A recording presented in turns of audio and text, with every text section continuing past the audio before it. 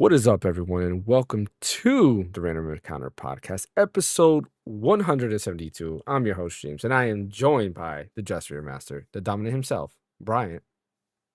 The return of the Dresssphere Master will be coming back soon. It's starting to be spring. It'll be warmer down here. I can stop wearing thermals. He's coming back. He's coming back with a vengeance. And then we have the, the temporary Dresssphere Master, the fanboy himself, Phaneckswhy. What's up? He deserves the title right now. Yeah. Yeah, And the of only, course- the only issue is Gong Freaks is blue, or it's Yeah, because of the see-through. green screen. You're see-through. thing, Yeah. Yeah, That's kind of cool. You should just one of these days just have like a turtleneck that's green, so that it's just your head that's So floating, just and that's the floating head. Yeah. You'd be like The- Jambi. Yeah. And then of course we had the great Ace Attorney, Ash Destroyum, which I just Yo, what up, noticed guys? your background. Is that like some you never had that Mario picture back there, did you? I always did. I just never noticed it then. Yeah, no, because We the never thing saw was, over there. I Mhm. had the old camera I had was like up there and stuff, so you Ah. never saw that painting. Which, by the way, my sister made that painting for me. Oh, And nice. and I got a new camera now. It's called the Elgato Face Cam. Looks really freaking good and stuff. So I'm It gonna does. probably be sticking with this for a while. So Nice. You got Yep. which one, the Mark II or? I think the Mark II. Yeah. Okay, that's the same one that I have. Yeah, that's the one I use for the Switch now. Oh, okay, that's cool. Yeah, that was one I was using for. Yeah, I have it up here, but now it's like whenever we use game chat again, that'll be the one that I use for that. I'm getting a Or Mark II. what is it? I'm getting a Mark II, not a camera though. I got a Elgato what is it, Wave 3 Mark II or whatever it's called. Oh, okay. Like For this for one? the microphone. Is that the Mark II Wave 3 or is that just the regular one? I don't know actually. No, I think Okay. it's the Wave 3 Yeah. just came out, didn't it? Recently? No, the well- Wave 3 has been out before, so if Or I mean the if Mark there's a II. recent one, then it's the Mark II. Yeah. So no, I have the original Wave 3 then, not the Mark II. Yeah, I just got. It's coming on Wednesday, I think, and I'm excited. I don't know if you guys knew this, but I had my Astro A50s, Mhm. A50X headset, and it worked really well and everything. But I just kind of got tired of all the cords that it requires because it's a switcher, so you have to put Yeah. HDMI into it, you have to put USB-C into it. It has its own power source, and like it's just a lot of cords. And I'm a very tidy person. Mhm. And it sounds great, but then what I realized was I hooked up my AirPods Max to my PS5 controller. They sound fantastic.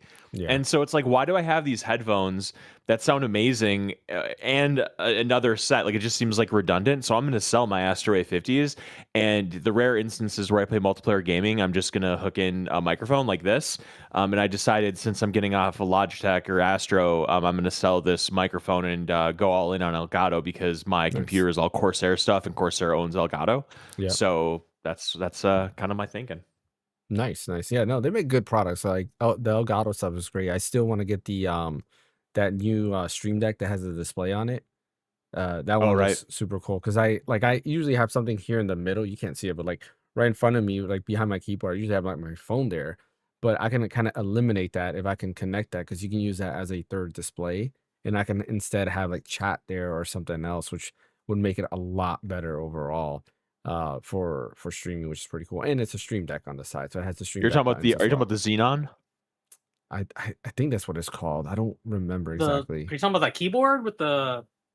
Not the talking about keyboard the that has screen? the Stream Deck on it, but there's just a screen that has the Stream Deck connected to it. It's like Yeah, a that's like the like a Xenon. touchscreen. This is yeah.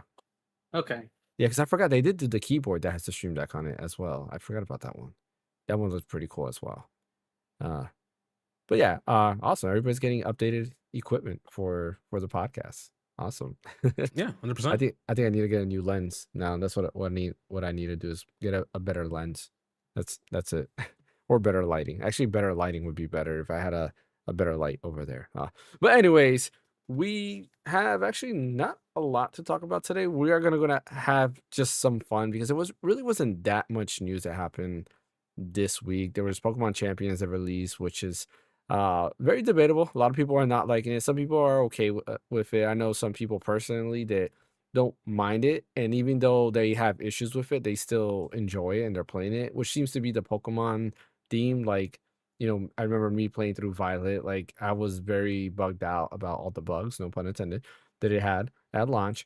but I still played through the majority of it until it got to the point where I couldn't play it anymore because the frame rate was really making me all nauseous and stuff.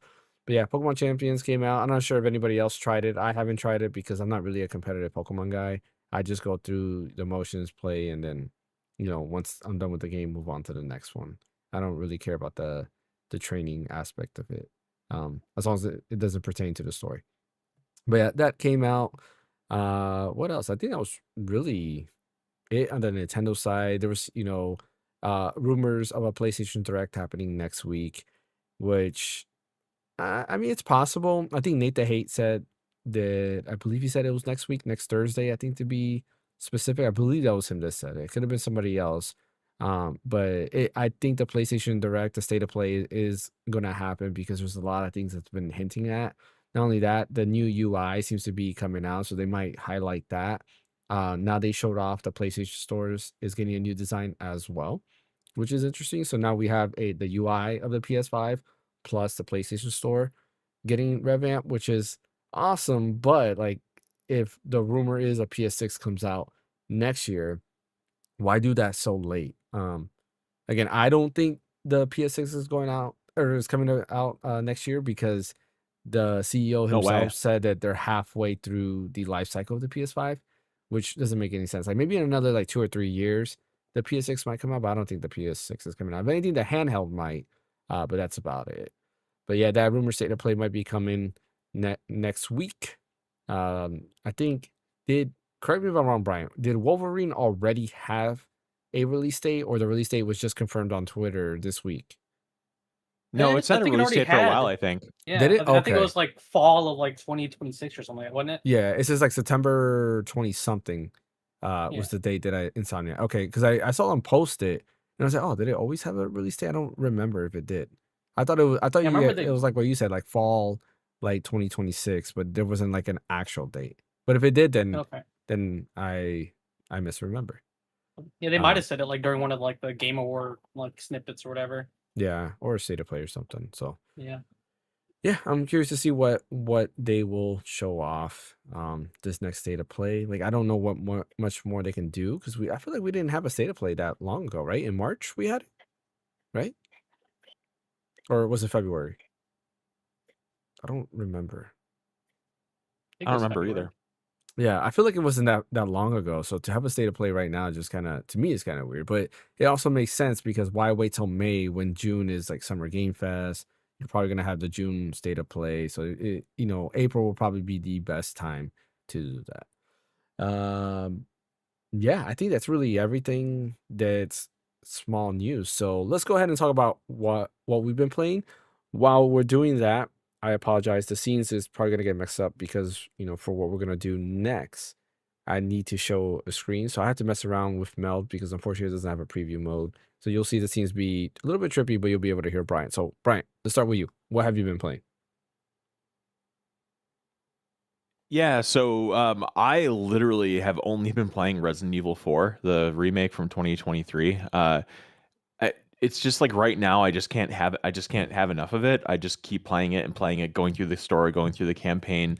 I just picked it up again on PC. The very first time I played through it, I played through it on PC because I wanted to have the best graphics possible. But now that I've gotten to the point where my trophies on PS5 are to the point where the next ones are really difficult, I'm like, I want to go back to that comfort food and get some achievements on Steam. So I've been working through the achievement list on Steam to get the ones that I can knock out easily enough, and I'm going to try to bring them to parity so the PS5 and the PC versions are the same in achievements in progress. And then I might make my way over to Xbox Series and go do the same thing over there. It's a lot of Resident Evil 4.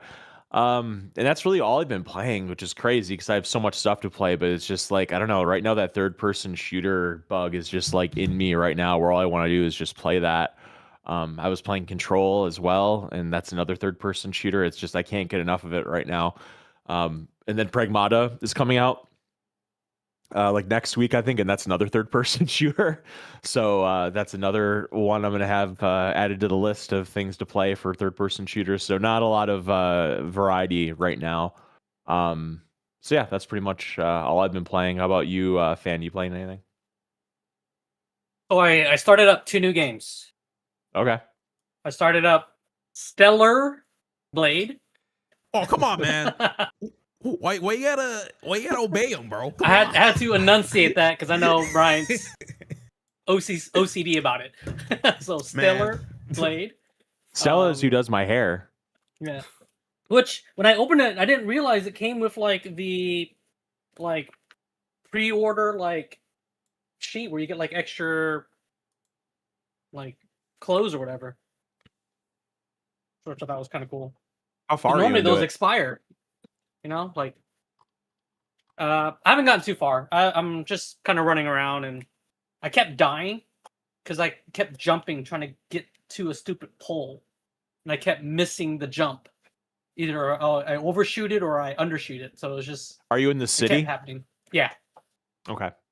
And then I also played Rise of Ronin, Mm. which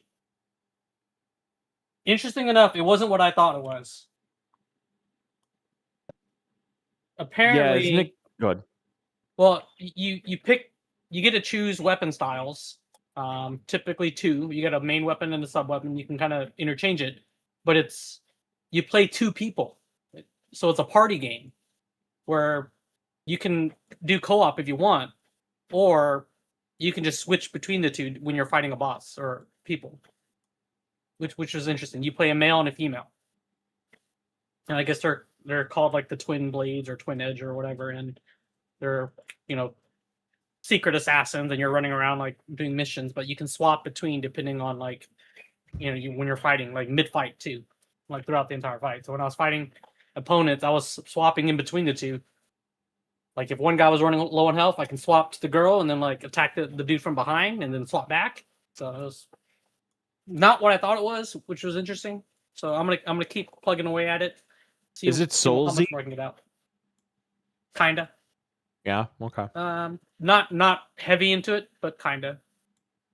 I guess if you like, can kind of say it's like Neo-ish, but not like, but it's more. It's like if you mix, I guess, Neo and Ghost of Tsushima because it's a very period base. But yeah. I haven't gotten too far. I was just running around the tutorial and the training and stuff like that because you're fighting people during the tutorial and the training. But yeah, it wasn't what I thought it was because I thought it was gonna be like another Ghost of Tsushima story-driven, very like single player. I didn't, see the party, which threw me off. Be able to swap between two people. But then, I stopped that and start drilling into Stellar Blade, and that took up most of my time. Good man. That's my game of the year 2023. So love it. Or 2024, because then 25 was Claire Obscure, 25 was Claire Obscure, 24 was Stellar Blade, 23 was Final Fantasy 16. So I love Stellar Blade to get its desserts, its flowers, as it were. How about you, Ash? Still playing Clair Obscure and stuff. I did make some progress, a good amount actually. I've been all I'm doing just exploring to like different areas and stuff and clearing all that stuff out before I get to the final boss. What I didn't know is that apparently Versus Draft is already unlocked. I think that was like a new patch they did later on because I know before you have to beat the game to unlock Versus Drafts and stuff, but now Versus Draft is just there, which I'm like, okay, guess I'll just The Versus Drafts was added as DLC. Like you couldn't get to that after beating the game. Yeah, that's what I'm saying. Originally, that's what I'm saying is that when they first added it, you have to beat the game first before you get access to it. But now, I thought you meant that. Okay, but now they put in the patch, and it's now just there. It's just there now. So I'm like, okay, gotcha. I think it appears when you finally get to Act 3 or something like that. So, but yeah, making progress on that. And since I got a new phone, which is pretty much the 17 Pro Max. I've been having some fun with some mobile gaming a little bit on it. I decided to try out Sonic Dream Team on there. Runs like a dream. And I paired that with the GameStar Galileo controller, which, man, that controller is magical. Like it's just everything about the controller is just, I want to stay on it, I'm thinking about getting the Bluetooth variant so that way I can use it like with any system, not just with my phone, because I just like the controller that much. The Hall effect the Hall effect joysticks and triggers are just awesome. So, Is that the one that's colored like a Super Nintendo controller? yes, correct. Yeah. And then the Bluetooth variant, I think it's just only in black and that's it and stuff. So, and the funny part is you can they're both the same price, but since I still have the love for Super Nintendo, I wanted to get the USB-C version and shit. So, but yeah, I played that a little bit. Game's fun, and it doesn't look like it takes that long to beat either. I think around 4 hours or about 4 hours or something like that. And hopefully, I can find some other games I can play on my phone too. I heard there's certain Resident Evil titles are on there, like Resident Evil Village. I might give that a shot. 4 is on there. 4? Oh, that's funny. Okay, It runs pretty well too. It runs pretty well, yeah. And then what I've been doing also is streaming games from PC to my iPhone with just using Moonlight, essentially. And so that's how I was able to get more through of Clear Obscure, is because like I don't really feel like sitting on this desk and then staring at my ultra wide screen on playing Clear Obscure. I can just lay on my bed over here, get the phone out, and just start playing it for my bed or something like that. And it looks really goddamn good when you're streaming it locally, if anything. But yeah, that's pretty much all I've been doing essentially. So Awesome. what How about are we you, doing, James? I think we are golden. It seems not the best layout, but I think it's good enough so that I'm looking at it. I think it's good enough to show what we want to show, and I'll work on it next time, probably during like a test stream or something like that. Meld, if you're watching this, you definitely need a preview window so I can work on stuff while not having to be live, or not even that, because certain things, like when it comes to the podcast, I gotta have the 4 windows up so I can measure everything correctly. If I don't have 4 people up, then I can't really mess with that. So that's something that's annoying. But yeah, as far as what I've been playing this guy. So I ended up getting the Portal again, and I've been trying to test it out because I will be working on a video next week on the Portal. Few things I've been trying Why out. it's relevant again? Is that what it's going to be called? Or like why I got the Portal again? I'm not gonna tell the title right now. It's gonna be for when the video drops. But a couple of things I do want to mention is like and what I've been testing is I've been trying out the cloud streaming. I will say I think the cloud streaming is really good. In my house at least, it's been really good. I was testing out Legend of Dragoon because Legend of Dragoon you need it has time button prompts. So I figure, okay, if this is gonna be an issue, I'll know right away because I have to time it, when you're timing like double slash or anything like that, or harpoon from Lavitz. And I can say that it worked flawless. Like I had no issue. There was no timing issues or anything like that. It worked flawless. I then was playing the demo to Trails in the Sky first chapter because I was like, okay, it's a action RPG. So there's a lot of like dodging around, pressing buttons, things like that. There is a time dodging mechanic in there. So tested it out, worked flawless, had no issue. Not only that, since it is a higher resolution game, it will run at a higher bit rate. Where Legend of Dragon's a PS1 game, so the bit rate doesn't need as much to show you that. But that also worked flawless, had no issues with that whatsoever. I didn't do remote play. Or did I? No, I don't think I tested remote play yet. I just been messing around with the cloud gaming. So yeah, I'm enjoying it. I do like it. I'll probably do some more remote play as well. But outside of that, there's something else. Did you get before the price jump? I did, yes. So Good. I decided. So the price went up. What was it? Last Tuesday or was it this Tuesday? No, last Tuesday. Or Wednesday. I'm sorry. Last Wednesday the price went up. I held off. I actually held off, and I actually got it this past Wednesday or Thursday, because Best Buy kept the price at $200 for about a week. I ordered it on Wednesday. Thursday, nice. The price went up to $250 on Best Buy's website. Oh wow, yeah, lucky. So they waited for me because I kept waiting and waiting and waiting, and then finally I was like, you know what, I'm gonna just do it. And if I decide I don't want it, I'll make a video real quick and then I'll return it. We'll go from there. But I did ended up getting at the $200 price point. So my video will discuss price point and all that as well. I will be fair with it. I am gonna review it as a $200 product because I got it for $200, but I'm also gonna review it as a $250 product Again, this is my second video of the Portal because I did have a Portal talk a little bit ago. But the other thing, Wait, hold on. yeah. One more thing before we move on. Mhm. What are you using for headphones? So I have IEM, so like I have like these, but I have white ones that I use, and I use that now. I've So you been plug in? debating. What was that? You plug in? Correct. Yeah, but I've been Yeah, debating about getting the Pulse Explorer. I have those. You do? What do you think about them? Mhm. They're great. I think they're actually really comfortable. Mhm.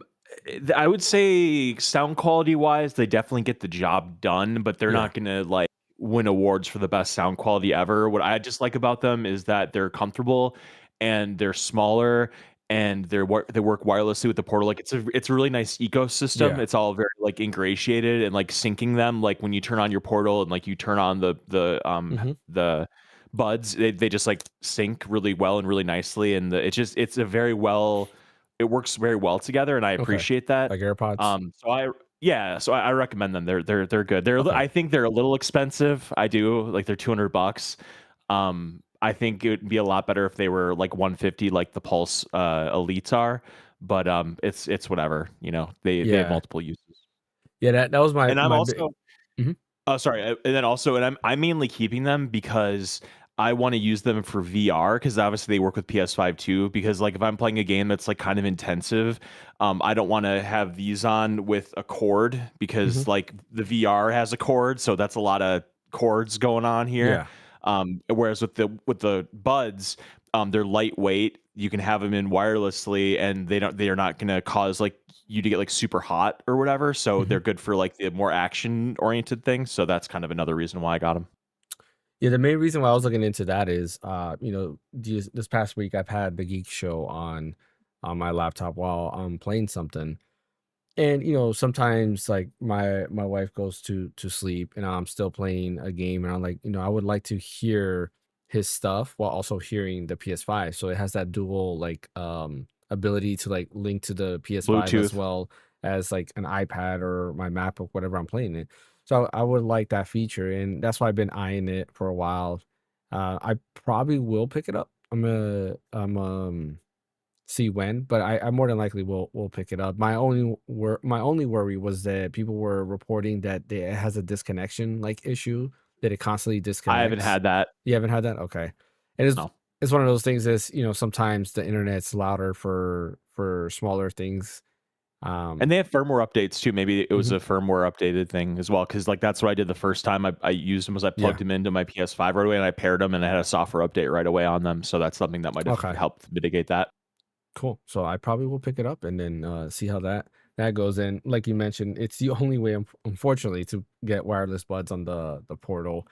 But it is what it is because I just don't like the ports being at the bottom. It's kind of hard to see because of Yeah, it's the a pain. lighting. It's a pain to get to. Yeah, It really is. Like to plug a 3.5 millimeter in there, like you really gotta like get in there and look at it. Like I wonder if they did yeah, that on purpose to get you to get the wireless. And you know yeah, what? Like exactly. I told you, I'm really into my AirPods Max and playing PS5, Hmm. but there's a part of me that wants to get the Pulse Elites just to kind of have like the whole The ecosystem and PlayStation just so ecosystem. if like Yeah, I kind of want to do it. So I might do it at full price, but yeah.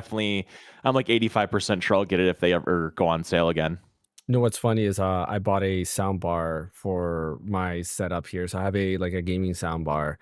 It was pretty cheap. Like I didn't even pay that much for it because I had like Amazon credit and stuff like that. So I think I paid $10, but this sound bar is like $60.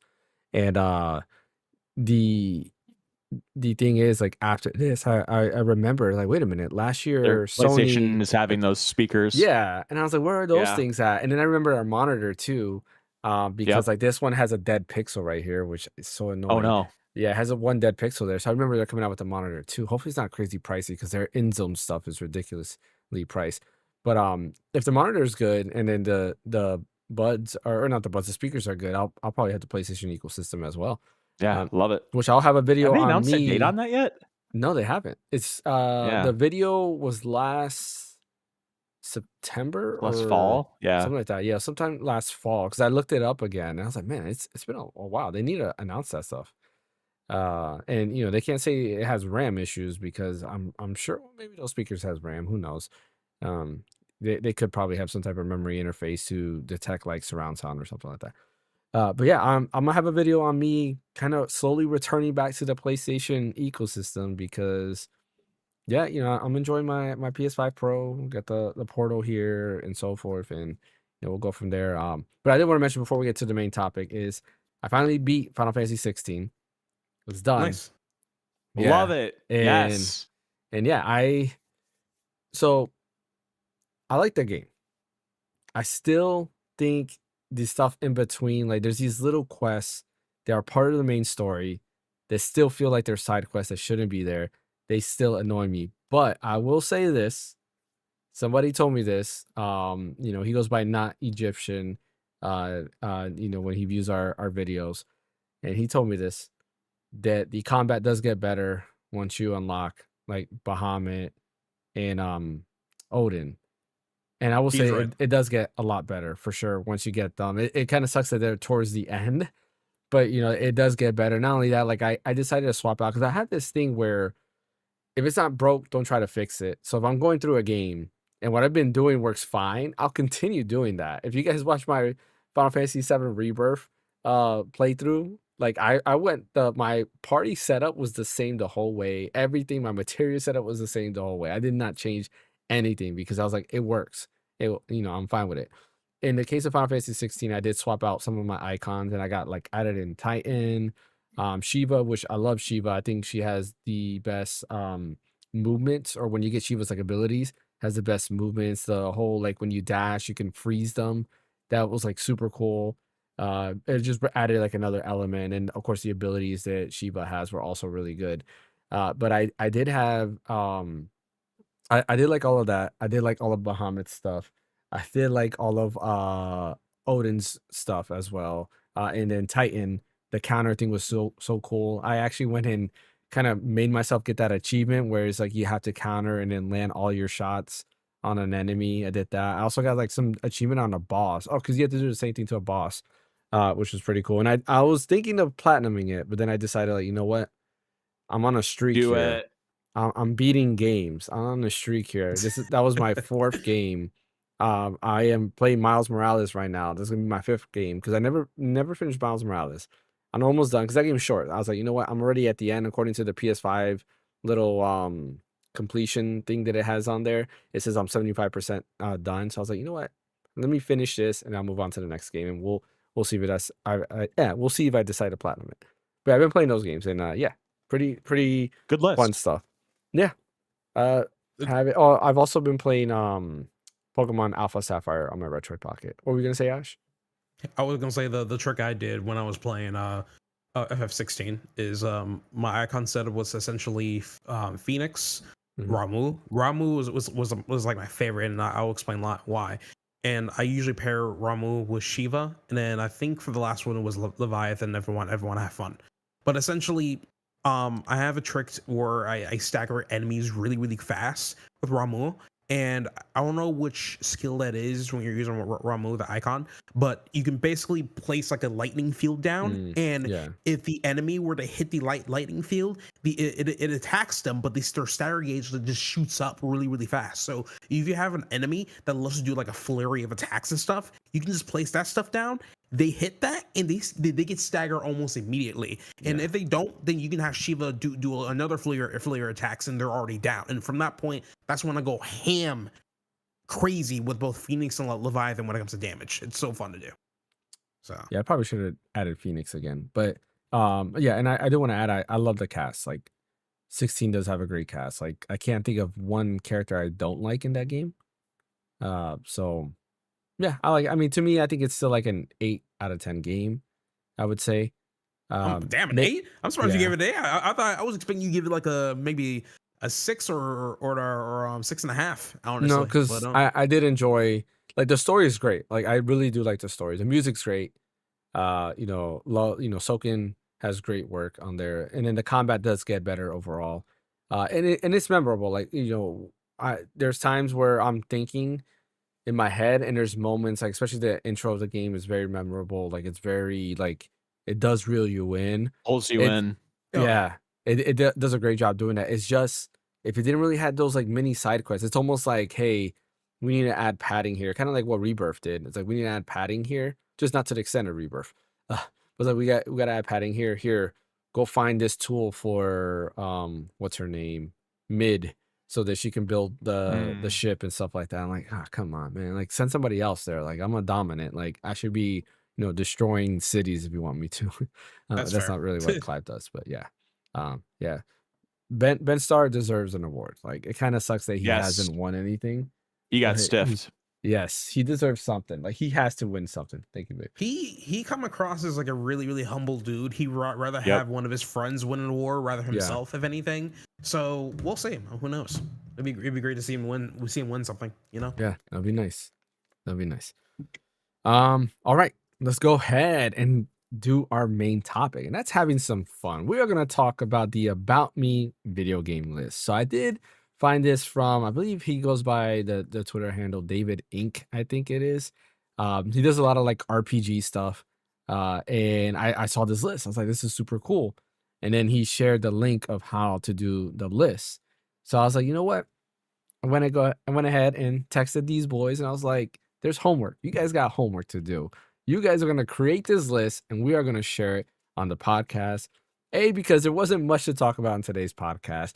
B, every now and then, I think we should have some fun on the podcast. So, who wants to go first? What should we do? You want to go first, Ash? All right. Yeah, let's get started. So let me go ahead and pull up Ash's list. And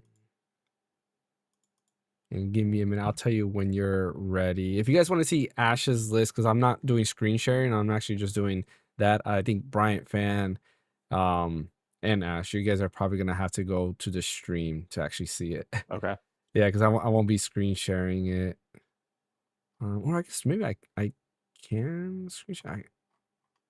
Let me see. Hold on, give me 1 minute. I gotta change the source. Where the heck is the source for this thing? Oh, because I'm on the wrong thing. Put all 4 of or all 3 of ours up. Did you do it too, or did you just have us do it? No, I did do it as well. I'll be the last one. Okay. Oh, by the way, look at the thumbnail. Tell me what you guys think about the thumbnail. Oh yeah, I saw it. It was pretty good. That's good. Who has Cruising USA though? That'll be interesting. That's so the thumbnail was just me just putting random stuff in. I was thinking that's why I put like ET and all that stuff in there just to mess around. Oh yeah, ET, yeah, for sure. You see ET, Balan Wonderworld, Mind's Eye, like it was just being funny. Yes. So wait, are we taking turns by category, or do you want me to go through all the games all Go at through once? all of them. Yes. Okay, fine. I have to do it for both. That's kind of lame. 1 second. There we go. I'm sorry, you, the vertical. Listen, I got to figure out how to. Oh yeah, I think I can. Can I link this? I'll do this later. I know there's a way to link my scenes. I forgot. Anyways, we're good. All right. Go ahead. Go, Ash. Floor is yours. All right. Well, so starting with my favorite game, which what you see here is Ace Attorney Trial of Tribulations. The reason why I made this my favorite game because it's like literally the perfect game where everything that you learn from the first 2 games just builds so perfectly up to the 3rd game itself. There's a lot of twists, a lot of turns, a whole bunch of characters just have a serious glow up when it comes to character development, and everything just ties up neatly into a bow by the very end of the game. I'm not going to tell you what happens, obviously, but when it comes to like some of the antagonists and like who you prosecute and what's at stake at most, it gets very, very, very intense, especially by the end of it. And I really want everybody to play this game eventually. Well, this is the 3rd entry of the series, so you want to go start with Ace Attorney Phaneckswhy, Ace Attorney Justice for All, and then Ace Attorney Trial of Tribulations. And honestly, in my personal opinion, if they would have ended the series at the 3rd game, I would have been perfectly fine with it because it was just such a well done story throughout the entirety of Phaneckswhy's experience, which is man, everything about this game I love. It's amazing.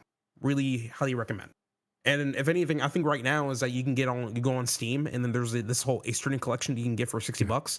That includes the trilogy, Apollo's trilogy, Investigation of Miles Edgeworth trilogy, and the Great Ace Attorney trilogy. So you can get all that for $60, and I highly recommend aiming for that on Steam. So, best story, which I know I know it's definitely not it's here again, but this has to go to Danganronpa 2. And the reason why is because everything was a bit samey, especially from the first game. But when you get to the end of it, it kind of just slaps you with a what the F moment. And the thing is, it makes sense, but you're just like, this is the game here that got me staying up till like 4 o'clock in the morning because I wanted to know what happened next. It was insane. Like, it's one of those things where like you have to like get through this because it's gonna like once you go to work or go to school, this game is never gonna leave your mind. So you have to get this out of the way. And let me tell you, I feel like they should have ended the series at the second game because when the third one comes out, I feel like it was kind of like a nothing burger. But at the same time, though, it was kind of like a message from the dev team where they didn't want to make another one, but fans keep begging for a third one because number 2 was that good to begin with. So highly recommend getting Danganronpa 2. And I also think that they're also going to be releasing a Switch 2 edition for this later on this year for the Switch 2, which is nice. Definitely get that. And I also heard that that's also going to be on cart. So there you go. Now favorite art style. So this has to goes to Weather and Waves. I've been playing this game ever since this game came out. And what I mean by art style, which I think this could have like a different, terminology to it. But the reason why I say favorite art style, because I really loved like the overall designs of the characters and stuff that you see in the game and stuff. I think one of my favorites has to go to Augusta, mainly because when you look up Augusta from Weather and Waves, she gives you the Queen Marika vibe from Elden Ring and stuff. And the how her character design fits so well with her backstory, just it goes so well hand in hand together. Later on, you found out that the sword that she pulls out from her gotcha animation is all the swords that she defeated from the previous gladiators in her lore, which is ridiculous. And it's not just that. It's not just her. So many other characters just have really, really good, intricate designs that actually have meaning to their character, which goes a long way for them. Now, for biggest personal impact, it has to go to Luigi's Mansion. Growing up, I was a crybaby. I was afraid of the dark. I was afraid of bugs. I was afraid of everything. And me and Let's Luigi, be honest, you still are. No, I'm kidding. Oh no, I'm not. I'm a tough man. There's certain people in my age range that are still afraid of these things, like my roommate. Anyway, but biggest personal impact. So with Luigi, me and Luigi were kind of the same, and with Luigi, I can't talk. With Luigi, like using his courage to go to this mansion to save his brother, really just inspired me a lot to become stronger for myself, for my sister, for my family. And I know it doesn't mean as much since this is like a kid's game essentially, but him going through that entire mansion by himself, going against Booze, going against all these old ghosts that are still like in the mansion all by himself. I mean, Professor Egad was helping him out, but he wasn't in the mansion with him, except for the very beginning, and he still went through all that, which is amazing. Which is why I couldn't really like mess with 2 and 3, because with 2 and 3, Luigi already knows what's going on. He's already been through this stuff already at this point. So some stuff may scare him, but it's not going to be like the same like his first time essentially. So for me, Luigi's Mansion 1 is always going to be the biggest personal impact for me because that encouraged me to be, basically brave. I'm like the guy that walks during the night around 11 p.m. because I want to, and then plus I love how it's a lot more cooler in Florida. So there's that. Anyway, hey, before we get to the next game, I have a suggestion. How about I have a timer. How about we do 45 seconds a category for everybody? Okay. That way it'll like make it so you have to like get your important points in 45 seconds, and I'll do the timer and I'll just say time. It's like those sports shows where they do like 30 seconds on a topic. Okay, ding ding ding, and they have to go to the next topic. So I got my timer here. I'll just say time once your time's up, and go on to the next thing. I did suggest for us to do each category back to back, but it is what it is. Anyway, let's do it. Best combat goes to Weather and Waves. Easy to learn, but hard to master. I know by looking at the game, it doesn't seem that much appealing, but once you actually get into it, there's actually a lot more stuff that gets into, especially when you go to end game when fighting certain bosses. You have to actually learn the bosses, know when to parry them, and actually use another advanced skill called quick swapping, which is basically something that the game doesn't really teach you. You have to figure that stuff out yourself, which is the beauty of playing a video game. You gotta learn it, So overhated. Crimson Desert. So here's the thing: I told people I played the game, and I enjoyed some aspects of it, but I don't think the game shouldn't be really overhated at all at this point, because I think it's kind of getting the quote unquote cyberpunk treatment because this game has been hyped up for so long and stuff. And when the game finally came out, people were expecting this game to like crush every other game during 2026, which in my mind, I'm like, it's not going to do that. But this game definitely has a lot of stuff going for it. Heck, even the studio is willing to get all the patches done and everything, and now the game runs a lot more better for most stuff. So I feel like this game doesn't deserve all the hate it gets from other people. So, but I mean, yeah. does that get a lot of hate? Like, I feel like it doesn't get a lot of hate. That from what I've seen, yeah. I've seen a good amount of hate on this game, which I'm like, bro. I mean, listen, yeah, the story is crap. Cliff is forgettable. When it comes to everything else, though, they definitely got something there. These got to like iron out a few things, So okay, yeah. Underrated, which goes to Shin Megami Tensei Digital Devil Saga. So this one right here, right? This is the game that like everyone should play, mainly because even though we have another category there where everyone should play, but this game right here is really, really good in regards to on how you should build your characters for each boss fight. And on top of that, the story itself is really enshrouded in a mystery. It's also one of the few games where we actually make a huge decision. It actually transfers to the second game, which is called Digital Devil Saga 2. This one here involves with characters actually transforming into demons. And what's cool about this is that you can actually put them into different skill trees to have them serve different roles within the party and stuff. Really, really flexible. But you also at the same time have to look at different stats on what would they fit best when it comes to fighting this particular boss or doing this and that. Really, really good. Early 2000s vibes. Music's really damn good as well. Is for Shoshoki Meguro is obviously doing the music for it. Amazing game. Highly recommend. Now, the unpopular opinion, overrated. Last of Us. I'm sorry, bro. I tried Last of Us several freaking times. I tried it on a PS4. I tried it on PC as a quote unquote demo. I couldn't do it, man. I couldn't. Like the game itself, it has a lot going for it. I can definitely see that, but for some odd reason, I feel like the story itself is a bit too predictable in certain parts of it. And it's just, I don't know. I was kind of getting like whatchamacallit? Something vibes from it. The Walking Dead vibes from it. And I feel like they're kind of like taking some plots from The Walking Dead and make it into their own a little bit. But it's just like when it comes to like zombie apocalypse stories, I don't really drive with them that much. So that's definitely not 45 seconds. It was. Yeah, you're mad because I'm calling this game overrated. Yeah, so but yeah, game overrated. So needs a remake. Persona 2 Eternal Punishment. This game is a weird one because this is actually my first Persona game.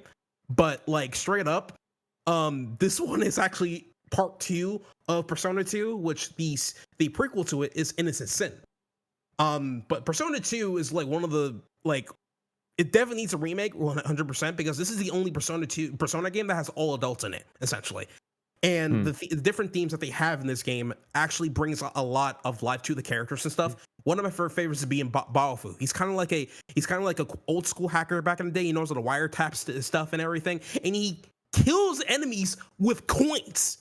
It's awesome. I love that. And then the second one here is Criminal Overlook, Persona 2, because I'm seeing a trend here where like a whole bunch of people that who play Persona games actually never play Persona 1 and 2.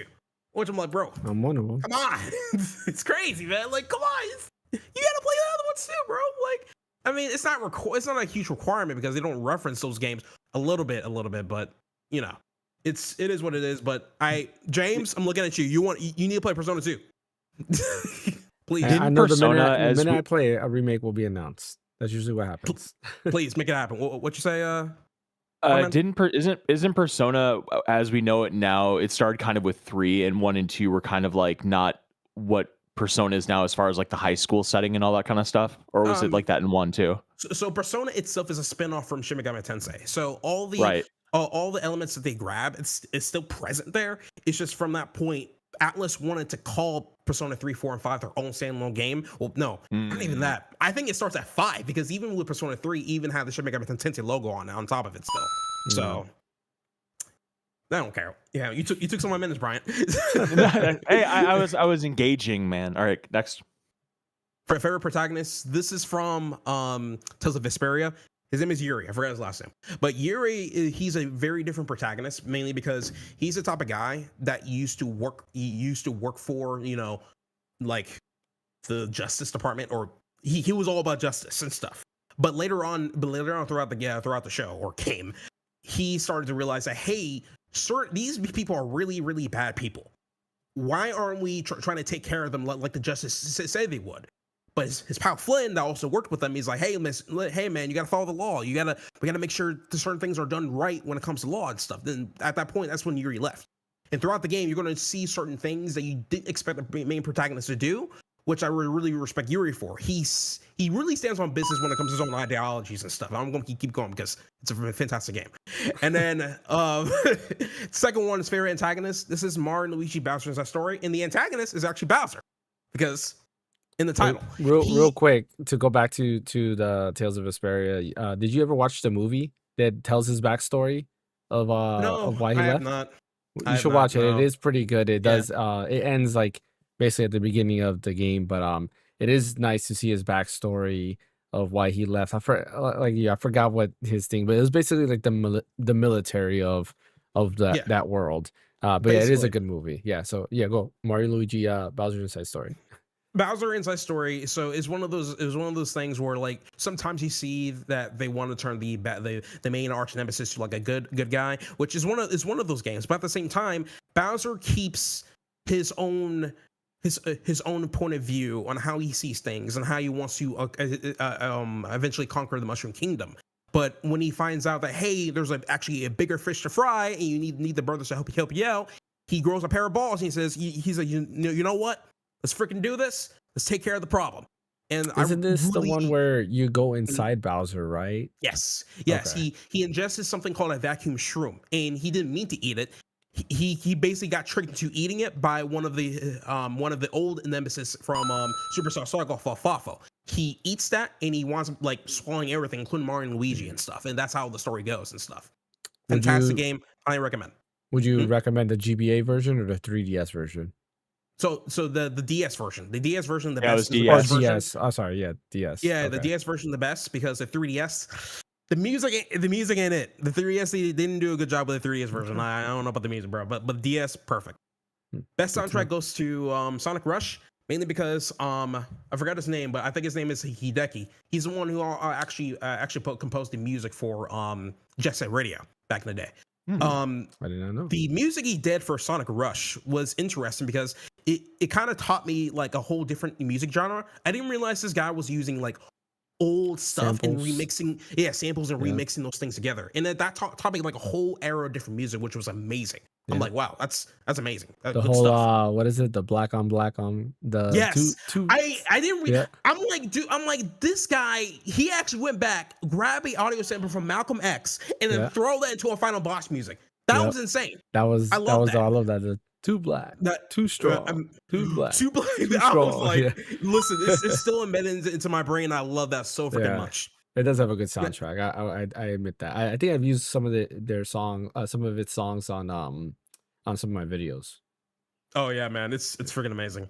Now this is a bit of hot take. Best multiplayer, Mario Kart Double Dash. Listen, Nintendo wanted to be freaking unique with this game, and Mario Kart Double Dash was one of those games. This is one of the few games where you can actually get like up to 8 people to actually co-op with each other when driving a kart, because there are certain aspects where you have to press Z on the GameCube all at the same time just so you can switch on who's driving and who gets to do the attacking and throwing the items and stuff. This right here was one of the most creative Mario Kart games I ever played in my life, and I still have a blast playing with my old friends and stuff. It is amazing. I don't care what anybody says. It doesn't beat Mario Kart. It beats Mario Kart 7, 8, World. Don't care. This is the best one, hands down. So like, but now moving on to not my thing, but it's Animal Crossing New Leaf specifically, because when I was one of the early adopters of the 3DS, of course, and there was a dude that actually recommended me to get Animal Crossing New Leaf. And the funny thing about it is that I didn't know about Animal Crossing at all. But the thing that sold me on the game, which was funny, is that he said, "Hey, you can go to my village," and I'm like, "What? You can go to each other's village?" So that's what wanted to have me buying the game for like $35 and stuff. And ever since then, I still like enjoy playing it every now and then. But yeah, New Leaf was definitely a fun time on the 3DS and stuff. Turn my brain off. I couldn't find a good one for this one, so I put GTA 5 for it, because honestly, GTA 5 is kind of one of those games, like is when once you beat the game on PC, you can just throw any mod into it and just do whatever, just f around and find out basically. So that's basically what GTA 5 is going to be, and that's probably what GTA 6 is going to be when that game comes out. Honestly, play the story and then just throw mods in it whenever the PC version comes out, of course. Best with friends. So Stardew Valley. So this is like another farming sim, obviously, but I normally want to play this game with friends and stuff, because they especially with certain people that are big into this game, because they're the ones that like knows like each lore of the characters that are in there and stuff. And it's fun listening to them while also playing this type of game as well. So I think it's really, really good when playing with friends if you're not really into these types of games. But if you already are, I think it's also good just playing it by yourself essentially. So, now best retro game, Chrono Trigger. Honestly, listen, I never played this game growing up, but when playing this game and then thinking back on how in the hell did they manage to put all this into an SNES cartridge, I'm still astounded by that. It's really amazing how mind-boggling. Yeah, like it's really amazing how much they managed to put into this game. And on top of that, the characters are memorable. The music is freaking amazing, and like it has so much play value for an SNES game. I just like, you have like the biggest ahead of its time, huh? Yeah, ahead of its time. You literally had the biggest heads in the JRPG industry to collaborate on this game, which is we will never get anything like that ever again. I know you want me to talk more about it too, Brian. That's a game that I would say that, like, I kind of like agree. I think the Geek Show said it before that it really doesn't need a remake. Like it's fine. It doesn't. No. Just make it available. Yes, so I was gonna say that's what it needs. Is to be available on all platforms. Pixel remaster. It is perfection. Yeah. Now, nostalgia childhood game goes to Super Mario World. I played this game a lot growing up and stuff, because it was just this one was the most colorful game to me growing up and stuff. And I've always loved Yoshi in there, and I always love like going through all the worlds and playing it back to back. And it's just, I still remember the levels like it was yesterday. It's insane. It's so memorable to me. And I'm kind of glad they added the bit of a Mario World reference by the end of the Mario movie. Spoiler alert. But it was great. It was great to see this game coming back to my mind again when I see nostalgic childhood games. So now I know I talk about zombie games, but the game everyone should play should be Dying Light, mainly because this is a zombie game that actually lets you do what the hell you want. You can drop kick zombies. That's the game. Mic drop. You can drop kick zombies. You can John Cena zombies. So that should be the only reason why you should get this game, is because of that, And if you want a bit more information about it, Roger Craig Smith is the main character. He's Kyle Crane. So nice. There you go. And like you get to do a whole bunch of parkour similar to Assassin's Creed 2. It's fun. It's a really, really fun game, and everyone should play this 1,000,000%. Dying Light sometimes is on sale for like $10. Pick it up, you love it. So isn't Dying Light, that's all of them. Isn't there a remake? Or no? Or am I making that up? There's Dying Light 2. There's Dying Light 2, and there's also Dying Light the Beast. That actually picks up after certain events with Kyle Crane, essentially. You can call that the Dying Light remake if you want, but it's not really a remake, if that makes sense. Gotcha. Okay. I have an idea. How about me, fan James, we just pick like one thing from Ash's list just to kind of make a comment on real quick. Something that, like, struck us or whatever. Oh god, I know Brian's gonna go for Last of Us. I'll go first. I'm impressed, okay. Ash. I'm impressed. I was expecting more gacha games. I'm impressed. Why gacha games? What the hell? What's that supposed to mean, James? No, I'm just kidding. I mean, honestly, I think the comments that I'm there is like, he's spot on. Like, best soundtrack for Sonic Rush. Like, I don't argue with that. Last of Us being overrated. Like, I mean, That's a I hot don't- take. It is a hot Yeah, take. I know. it's- Listen. I get it. It's just, bro. I tried this game so many times. I don't yeah. know, bro. I don't know. It's just I can't. I can't get with it, man. I don't know. I mean, yeah, That's I mean, probably yeah, the it's- one thing on overhyped this for me. category I don't agree with. But Is Last of Oh, Us. it's really? it's his grid, so Yeah. you know he can pick what he wants. I'm expecting some disagreements for the Persona 2 stuff, honestly. I haven't played Persona 2 to Yeah. make to disagree with it. Yeah, Yeah. same. Yeah, I haven't played much um, Persona games, so Go ahead, Brian. overhated Okay. Crimson Fan. Desert. Oh, go ahead, I mean, I think the Crimson Desert being overhated, I think it's only just because it's recency bias, because it's just a recent game that just came out and there's a lot of issues with it. Similar to like Cyberpunk, you know, Yeah. there's a lot of hate for it because Very of all similar the to issues going Cyberpunk. on. Pretty much. Yeah, Yeah. but then like they're updating all the stuff and They're like fixing it, making yeah. fixing it. So they're you on know, it. They're on it. yeah. I'm proud of them for that. So- they can't patch the story Yeah. in the world building, That's- but I mean that's- they have something. It's something that's not bad. You know, that's why I think Yeah. it's overhated, honestly. Hmm. So my overhated's different, but I mean that I wouldn't. Well, I don't know if that would consider it overhated, but I get your standpoint on that. I would say it's Yeah. more like just an unfinished game that they, you know, probably should have had it as alpha or beta, and that's then fair. Yeah.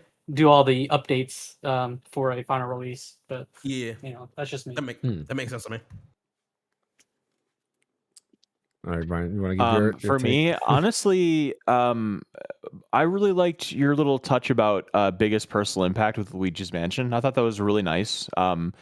That game came out for me during a very vulnerable time of my life as well. It came out in fall of 2001, and it is kind of cool that, you know, Luigi is always kind of taking a back seat, and then he goes and does his own game, and like, yeah, he's freaked out, but you know what, he gets through it and he rescues his brother. And the sound effects in the game were great. I recently just went through it you know, several months ago. I think for Halloween I went through it, but I just thought that was a really cool anecdote that you had there about, you know, kind of how it affected your life and stuff. So that's a good story.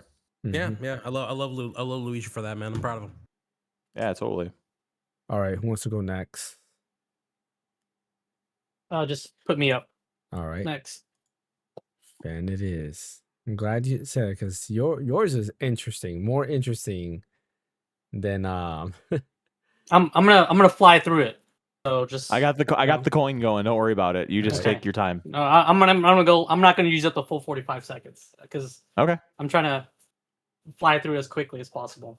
All right, give me a minute. Okay. Let me get yours. All right.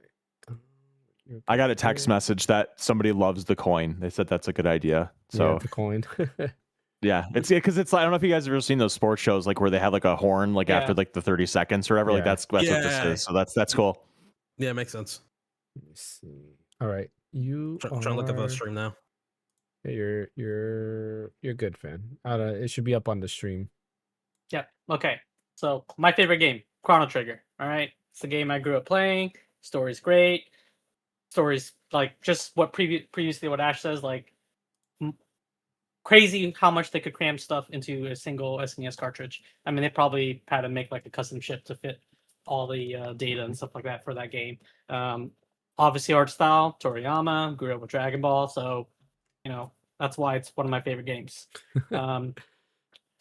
Last of Us is best story because I cried in that game playing Fan it. crying?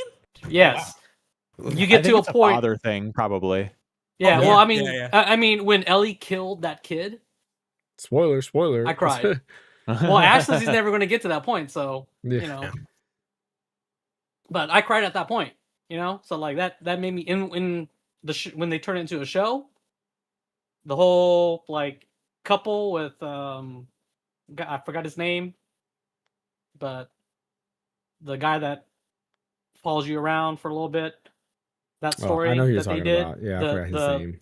The gay couple, like Yeah. that was crazy with the show. So that's why I think it's like great story. Favorite art style, obviously Chrono Trigger, because again, Toriyama grew up with Dragon Ball, during Dragon Ball Z. That's I just in a lot of sprite style games, kind of like took inspiration from that. And biggest personal impact, Link to the Past.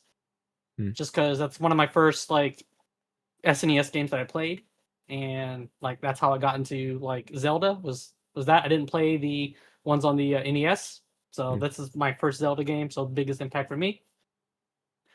Best combat. Okay, I don't know if anyone else played Shadow of Mordor. I Right? have. I Okay. love Shadow of Mordor. All right. Really good. That's why the Nemesis system that they created that for combat.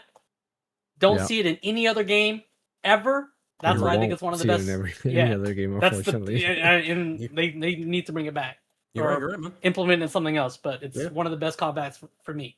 Overhated. Chrono Cross was not Amen, brother. the Preach. was not the like sequel that people were expecting from Chrono Trigger. Still a great game, but a lot of people hate on it. Not sure why, but I still enjoyed the game, but it is an overhated game. Underrated. Mega Man Legends. Not a lot of people played it. I enjoy the heck out of it, especially really playing it on the underrated, N64. though? I feel that there's a lot of... I don't think people like talk about it at all. Like it's. I mean, when you think of Mega Man, you're not thinking of Mega Man Legends. You're right. You're right. Yeah, Right? I'll give you that. Yeah. Yeah. Overrated Fortnite. Yeah, you're right. That's all I gotta say. Yeah. Mic Fortnite drop. is overrated. Easy pick. Needs a remake. Dirge of Cerberus. Great choice, I don't man. know about that. Like, I mean, enjoyed playing it. It's just I think they need to like do a remake to Quality where of it's life like quality of life, update it, like they do with Crisis Core. Like they made a remake with Yeah. they redid Crisis Core. Yeah, but Like, Crisis. why can't they remake Dirge to of me, Cerberus? Crisis Core was good though, and you just remake. I like good. Dirge of Cerberus, and was... Vincent Valentine was one of my favorite characters. So I mean, They can make it good. Yeah. I guess they can. Yeah. Have Criminally Naughty Overlooked. Dog do it. I enjoy Tunic, the heck out of Tunic, and I don't think there's enough Tunic talk was about good. Tunic Yeah, because I it's agree. like it's basically bringing back Zelda asymmetric, into current. It's a beautiful platforms. game. It is. Yeah. Okay. Favorite Zelda beats Dark protagonist. Souls, and the little the little things, the booklets you get, they're like reminiscent of like NES In a different language. manuals. Yeah. Yeah, those are awesome. Favorite protagonist, Cloud Strife, because that's just what I remember the most as like one of my favorite characters. Cosplay, like all of it up. Obviously, favorite antagonist has got to be his counterpart. I couldn't find a picture of it. That's why I did Crisis Core, but it's Sephiroth. Okay. Right. Okay. Best soundtrack, Kingdom Hearts. Fair. For me, I loved it the most just because the main theme song like hits the chord. Yeah. Dearly beloved. Yep. You hear two Simple notes, and and you know clean, exactly what it is. Mhm. Yeah. And then best multiplayer, I think just Mario Kart in general is the best multiplayer. I just put World because it's the most recent, but it's We had I a think great Mario time with Kart- that. Yeah, exactly. Especially with the cameras and everything that they set up Yeah. for it. But We that's gotta for do me. that again. Not using my thing. Beat Saber, right? I actually have a VR headset, so I do Beat Saber. Not enough, but sometimes. So VR isn't really my thing, but every once in a while I'll fire it up and play it. Turn off my brain. Pokemon. I put Fire Red in there again because it's recency bias. Just recently bought it, but it's one of the games that I can just start up. Not really. I can watch a YouTube video while I'm playing the game. I don't have to like pay too much attention because it doesn't require that much brain power to really play the game.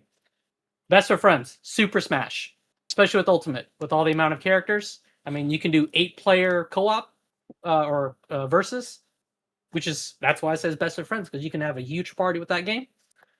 Best retro game, Contra, because that's the game that brought back the secret code: up, down, left, right, A, B, select. That's start. fair. That's fair. Yeah. Nostalgic childhood game, Super Street Fighter 2, because that's the game that I always play with my cousins when we go over to their house, especially on the Super Nintendo. So that's most nostalgic for me because that's like the one game that I hang out with and play with my family. Game everyone should play is, they didn't have the artwork for it, but it's technically Final Fantasy VI, not Final Fantasy 3, but it's Final Fantasy 3 in the US. We know what you mean on this podcast, fan. Yeah. Exactly. Yeah. I know. Yeah. But for the people out there who don't, and that's just the game that I think everyone should play because that's one of the first Final Fantasy games I played ever. Because again, it was on Super Nintendo growing up, and I loved it, enjoyed it. Had a huge strategy guide that I had to buy just to make sure I can beat the game and get all the secrets because your tutorials weren't out back in the day. It's one of the things you had to do. Nice. I do gotta say that best soundtrack. I was gonna put Kingdom Hearts, but then I walked it back, and I'll tell you why when it's my turn. But Okay. overall, like, yeah, I mean, again, this is your This list had choice. passion. Yeah, I would say it's your Yeah. choice, and there's a lot of things that I say. I'm like, okay, you know, there some I mean, similarities like Street Fighter 2. That's for me. Like I used to play that a lot as a kid. And I agree with overhated Chrono Cross. Like every time you hear about people talk about Chrono Cross, it just seems as hate. But I think Chrono Cross is amazing. I love it. yeah, it's a good game. It's just I Mhm. don't know why people, I think it's just because it came after Chrono Trigger, and Yeah. that's Yeah, such a it- hard game to, it's bigger shoes go to at fill, go essentially. behind. Yeah. Yeah. And technically, Chrono Trigger, the Chrono series is supposed to be 3. There's supposed to be a third game, but they scrapped it. Hey, Herc, Mac, welcome to the podcast. Any other thoughts on fans list before we move on? Yeah. I'm curious about that Dirge game. I never played that one. Dirge Cerberus? Yeah, Dirge Cerberus. Yeah, it's Yeah. like a almost third person shooter for the PS2 where you play as Vincent. Yeah. That's the Vincent game. Oh, Yeah. Yeah. crap. Wow. Okay, I didn't know that. Okay, now I know what it is. It needs some love. Makes sense. I just want to speak on the Chrono Cross for overhated. I agree. I remember, I'll never forget when that game got. I think it came out in 2000. I want to say, and EGM did a review on it where it was very controversial because they either had 3 or 4 reviewers, and 3 of the reviewers gave it a 10, and one of the reviewers gave it a 9.5, so it didn't get the coveted platinum award for being a perfect 10 game. Mhm. And I played it and I loved it. And at that point, I never even touched Chrono Trigger. And I just really wish that people would kind of just take it as it is. Like, yeah, it has the Chrono name in it or whatever. And there's some very like loose connections to Chrono Trigger. But I just think that Chrono Trigger is itself like a place in time for a bunch of reasons that make it timeless and like almost like a perfect game. And Chrono Cross is just a fantastic RPG, just from the battle system to the graphics, the art style, the music, the story. There's just a lot of cool stuff in it. And I just wish that people would just take it as it is instead of trying to compare it to Chrono Trigger. It's Yeah. just not Yeah. realistic. I mean, Yeah, I agree. the thing is, like, Chrono Cross does have a lot of like callbacks to Chrono Trigger. Like I'm like you, I played Chrono Cross first and then Chrono Trigger later. And like I did too. there is a lot of like that's what I'm saying. I'm like you that I've done Oh, they that. said unlike you. Okay. No, I am like you. Yeah, there we go. Gotcha. But like, in there is that cutscene where you find out that kid was raised by what's her name? Luca. Right? You find Luca's orphanage and stuff like that and things like that. Spoilers. But yeah, there is a lot of callbacks. There's more callbacks to that. I'm just saying one point. But like you say, if you take it as it is, I think it's a great game. I don't know what you expect. Maybe you wanted more Chrono in it, more, Luca, more what's her name? I can't say it. Was it Maribel? Aya? Maribel, whatever. Moral, right? Marl, there we go, Marl. Yeah, Moral. Yeah. Yeah, if you want more, of just, the whole cast there. And there's some things that are debatable, like who's who. For example, Guile. There's a theory that Guile is what's his name? You're talking about to do with the scythe? Yeah. What What's is his the name? name? Lynx? No, not Lynx. No, like Guile from Chrono Cross is the dude from the Scythe and Chrono Trigger. I forgot his name already. But I know who you're talking about. He was kind of like he was kind of like an antagonist like you fight earlier on. And he but joins later your on party. And he joins your party. Yeah. Magus. There we go. Magus, Yes. yeah. There you go. Yeah. Magus. Yes, the Guile is Magus. Which they don't look alike, but like, I can see that theory there.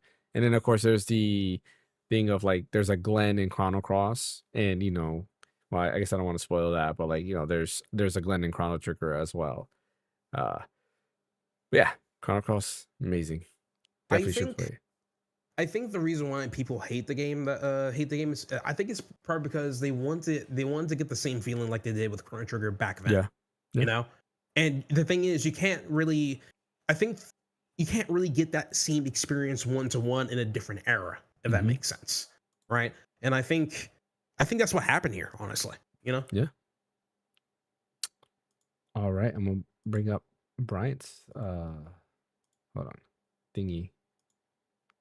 Let me guess. 4 more Clair Obscure Expedition 33. Yeah, right. I think so. I think it's either 3 or 4. Yeah, I think so. yeah, it's 3 or 4. I knew it. There you go. He is up. I'm waiting for my stream to update Oh yeah, on YouTube. there's Yeah, a same. lot. Yeah, same here. Wow, Why how can't it far am update? I? I'm so far behind. It could be a Jesus, few how? seconds. It's updated. Oh yes, it's updated on it now. Now I see it. Now I see it. Okay, I'm just waiting for my. I'm not signed in on YouTube for my YouTube Premium right now, so I'm waiting for it to get past these ads, and then Oh. I'll start. I have my timer going. Okay, here we go. All right, cool. All right, timer starts now. So it goes without saying, favorite game of all time, Clair Obscure Expedition 33. I've talked about it at length on this podcast from the first time that we saw it at the Xbox showcase. The art style, the way the characters look, the battle system, the story, the aesthetic, how everything feels, the fonts, the spell names. Just it has this soul to it that I've never felt before in a game.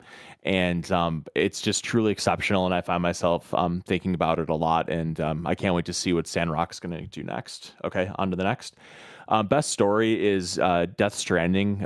There's just so many things about it that are incredibly original that Hideo Kojima just really cooked with. I remember this feeling at the end of playing Death Stranding that was just unlike anything I'd ever played to that point.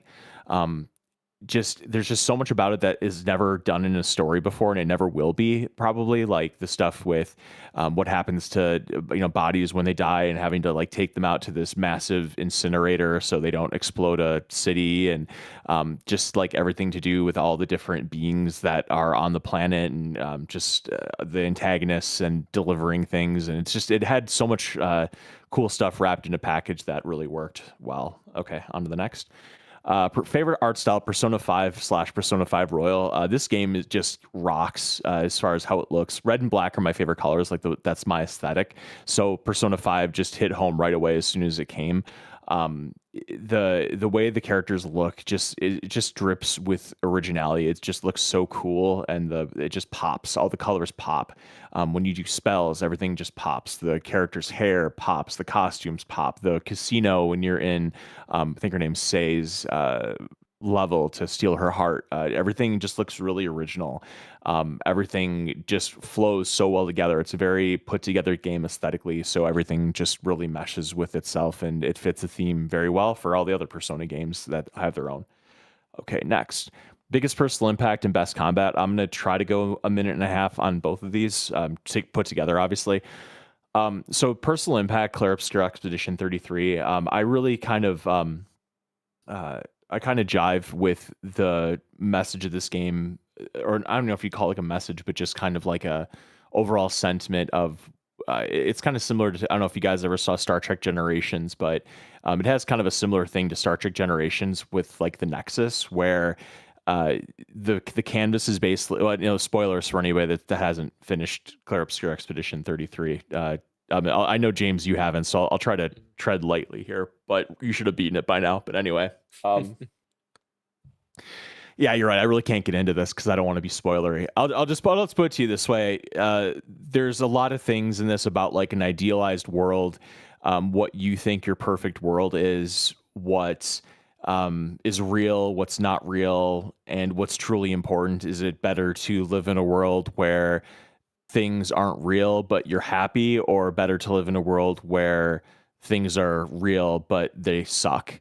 And then just really quick on the combat, it's my favorite RPG combat. I can't think of another game that made me feel as pumped when I would get several parries in a row, or when I would just hit the timing right, and then it says expedition performs a counter, and it makes this really satisfying like boom noise, and it's just like massive damage, and then you get to stack all the different pictos and all that stuff. So fantastic combat. Next, Final Fantasy 13, overhated by far. It's so irritating how the internet has just taken this game. And James and I actually kind of what? No, I didn't say anything. Oh, I thought you were saying something. Okay. No. James and I kind of went on about this at last week's podcast when we were going through all the different Final Fantasies. There's just so much about this game that kind of the tone for Final Fantasies going forward between 15 and 16. The staggering system, how the combat works, the aesthetic is just kind of, it just starts to get very well presented at that point. It's just very sleek.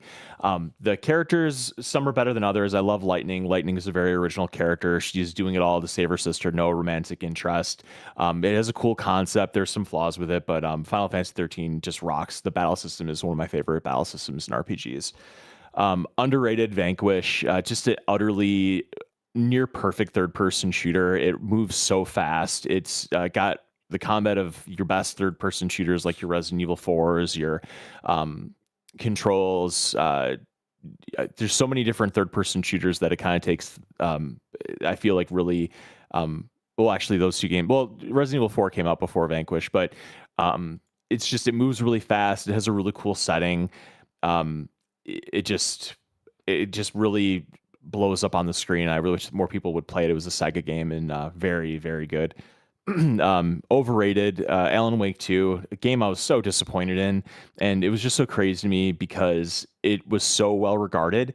Nominated for Game of the Year awards. Everybody talks so glowingly about it, and I just could not get into it. I finished it. The main problem that I had with it, above all else, is the combat. It just was incredibly inconsistent how to hurt enemies, because in the original Alan Wake, it was really simple. You just shine the light on them to get rid of their shadow, and then you shoot them, and that's it. In Alan Wake 2, you shine the light on them, but it's like inconsistent where you shine the light. And so you can like shine it at them, but the darkness doesn't go away. And then when you shoot them, it's just really inconsistent when they die. Other than that, though, there's a lot of cool stuff in it. It's just the combat really ruined it for me. Needs a remake. Eternal Darkness, Sandy's Requiem. James is going through this right now. Loving watching his playthrough of it. Just so many things about this game that are so original that I really wish would make a return in survival horror these days, just because it's made such a resurgence. The storylines of all the different characters going to the different times, going through their stories with their tragic ends, the combat system, the strategy, the sanity meter, the sound effects, the music, it just all has a really creepy undertone to it that what I appreciate is there's only really like maybe one or two jump scares in the whole thing, but most of it just is this really impending sense of doom and darkness, hence the title, but it doesn't like stick it in your face. Like you have to just kind of stew with it, and I appreciate that. Next, Criminally Overlooked, Shadows of the Damned. I really wish more people would play this game and knew about it. It's made by what's his name? The guy from Suda. What's his name? Is it? Is it Suda? Yeah. Yeah, like Grasshopper Studios, you talking about? Like, yeah, Grasshopper. Yeah. Yep. Yeah. Mm-hmm. Yeah, it's a really awesome story. It's so original. It's like you take Nightmare Before Christmas and kind of cross it with like an adult Nightmare Before Christmas crossed with Resident Evil 4. It has a really cool location. The guy, your sidekick, is this it's this skull named what was his name? There's a lot of dick jokes, like the guns have different names for them, because like your gun is your skull sidekick. Oh, his name's Johnson, and so like one of his forms is like a machine gun. It's like the big Johnson, like just a bunch of like really stupid double entendres. But the setting's really cool. The music's cool. Great third person shooting. Fantastic game. Favorite protagonist, easily Clive Rossfield from Final Fantasy 16. I've never been so invested in a character in Final Fantasy ever. I cared about his journey from being a teenager to being betrayed by his mother, to becoming what do you call it, dominant, to all the fights, saving his brother, all that kind of stuff. Just he was just a character that you rooted for so much, and Ben Starr did just such an incredible job getting every ounce of character, or all of his voice into that character, and you just related so much to so much of what he was going through, and it just was very palatable. It wasn't something that was like, what's the word, like hypothetical. It was just all very like in your face. Next, favorite antagonist. I was like Googling different different gaming antagonists, and I couldn't come up with any that like really I thought were like amazing. So I just picked Dr. Wily, just because there's so many great Robot Masters in all the Mega Man games. I could name them all probably if you gave me enough time. They're all just such amazing designs, and it's just such a basic story. Just guy trying to take over the world with his robots. You're sent as Mega Man to stop him. And Mega Man 3 is my favorite Mega Man game. And so that's kind of where I'm going with Dr. Wily there. Best soundtrack is Clear Obscure Expedition 33. I mean, there's a reason that it won every. I'm pretty sure it probably won every award that it got for gaming soundtrack. From the Game Awards to any thing it was nominated for soundtrack, it won. It's just exceptional. It went up the stream charts. There's just so many heartfelt, emotional, beautiful tracks to it that give me goosebumps. And one day, I bet they are going to bring that soundtrack live stateside. I don't think in France right now they're doing it. But as soon as that show comes stateside, I'm going to be there front row and center, and I'm ready to just let it destroy my soul. All right. Next is best multiplayer, Titanfall 2. So Titanfall 2 is just really an exceptional game. I loved the single player of it, and I'm not really a multiplayer guy because I'm just not very good at games in general for multiplayer compared to other people that's all they do is just play first person shooters. But Titanfall 2 is so much fun as a first person shooter, being able to get enough kills or finding a mech to get into, to overtaking the mech, to shooting a bunch of enemies that are jumping around the map, fighting other mechs. I spent so much time playing Titanfall 2 multiplayer, and it was always fun. It never felt like a grind. I had a blast playing it. Like, I want to go back and play it soon again because it's really fun. Not usually my thing, but Returnal. I'm generally not into roguelikes because I need that sense of progression that comes from video games. Otherwise, I feel like I'm just kind of spinning my tires and not making progress. And that's a big reason why gaming is a hobby that speaks to me so much, is because it gives you very tangible progress and leveling up and getting better at things. And roguelikes just kind of, you have a build and you do really well, and then you fail and you go back to the beginning. You have to like do it all over again, and I just kind of get tired out of that kind of grind. But Returnal has a really good a hook to it. There's a point in the game, at least where I'm at right now, where if you die, you don't go all the way back. You go back just like to the beginning of the act or whatever. Great, amazing combat, great sound effects. I'm really enjoying Returnal. Turn Off My Brain game, Vampire Survivors. It's a game where you just watch numbers go up and you collect power-ups. I think you could kind of consider roguelike just because you are getting power-ups, and every run you have, you start off with nothing and then you have to build up again. It's just a game where you watch the pretty colors flash and you see a bunch of numbers go on the screen, and you watch the numbers gradually go up, and you collect these little orbs to make your numbers go up. It's just very, what's that chemical in your brain? Dopamine. It's just like a dopamine hit game. Like, that's all you're doing is just hitting the dopamine, and it's just something to kind of turn your brain off and, watch a football game or something and have that going on in the background. Next, best game played with friends, I believe it is Splinter Cell Pandora Tomorrow. Again, I'm not really into multiplayer games too much, but me and my friend, we played so much Splinter Cell Pandora Tomorrow with Spies versus Mercs. I don't know if you guys ever played that, but it is so much fun in the Spies version, because it's like a team of 2 versus 2. You have 2 Mercs versus 2 Spies. And when you're playing as the Spies, it's in third person, and you have a whole range of viewing, like the camera. You can see everything around you. But since you're a spy, you don't have a lot of lethal weaponry. And then as a merc, you have lethal weaponry, but you are in first person, so your field of view is more limited.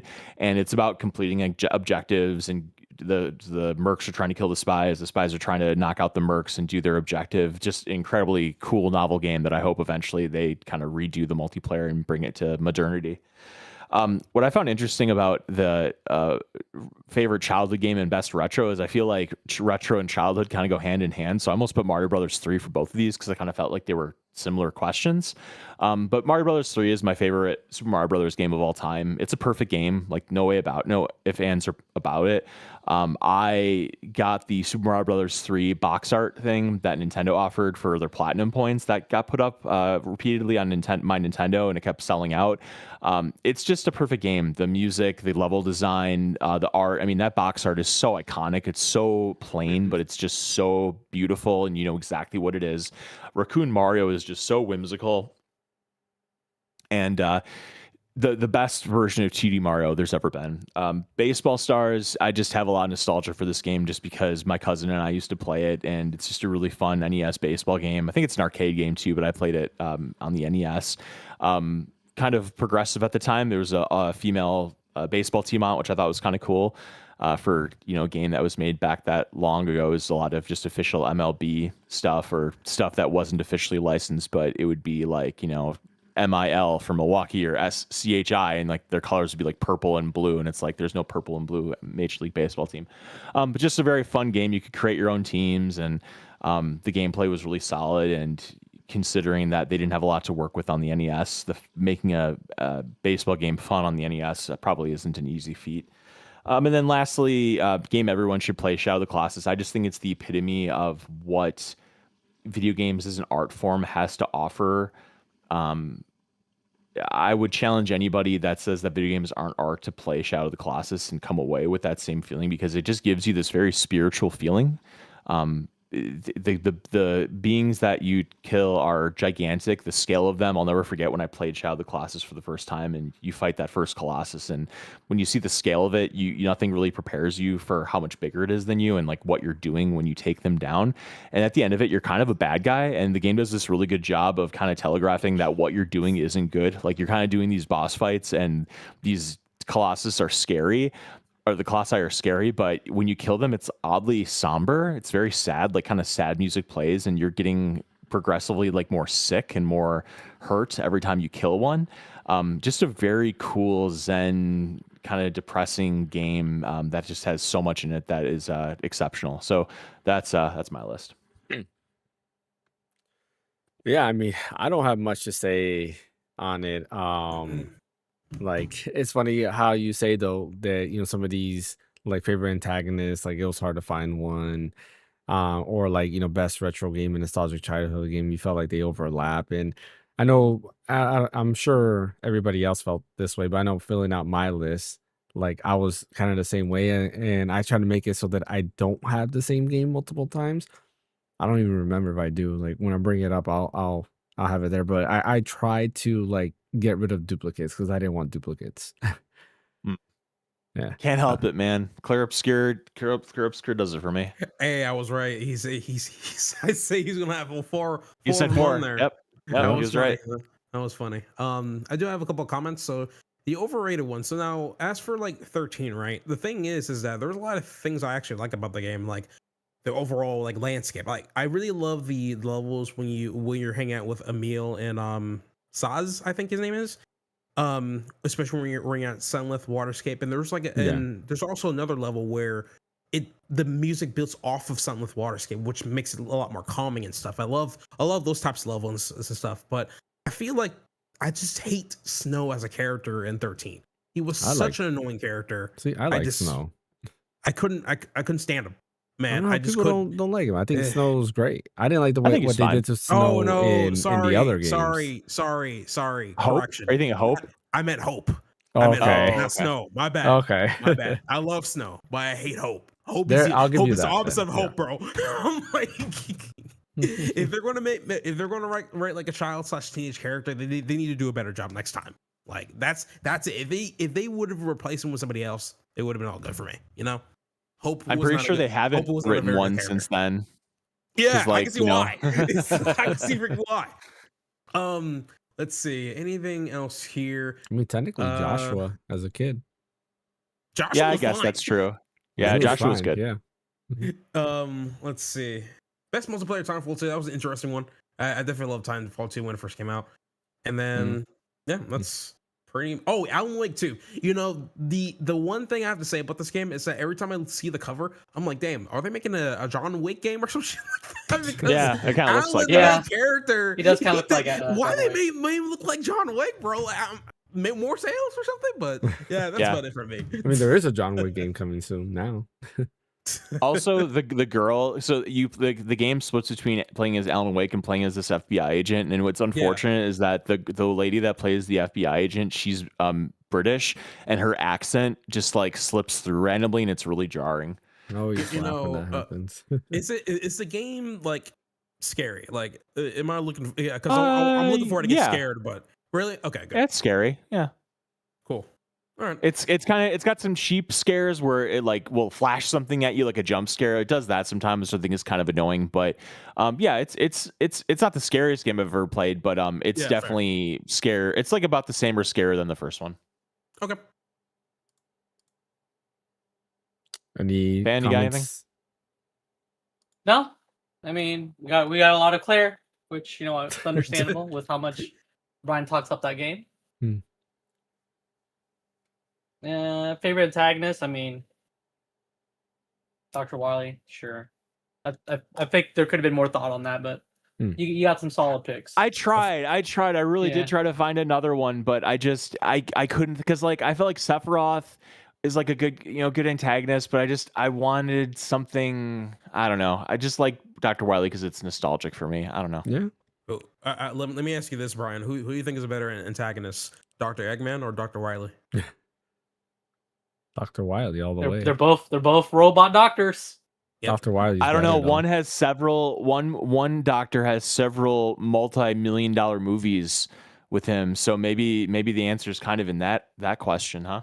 I mean, No, Maybe it should be Cap- Eggman. I'm looking at your personal opinion, not the overall. Yeah, scope, yeah, you know? yeah. I like Wily better. Yeah, I like the design of Wily better. I don't know. And he's got more variety of robots.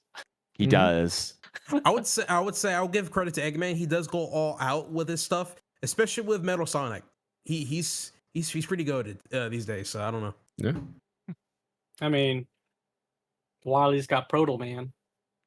Metal Sonic can copy literally every ability he wants. Mm-hmm. All So, right. I don't know. Well, I'm put up my list here, the final list. Let me guess. Three games. Breath of Fire 4. Needs a remake. Breath You're of not Fire going. 4. You're not going 2 for 2, Ash.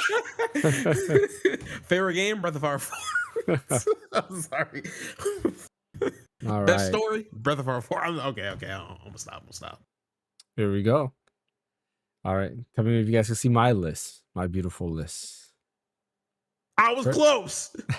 I said 3. This dude got 2 This on is the there, most. bro. This is the most 2. James coded list I've ever seen. I love it. I love it.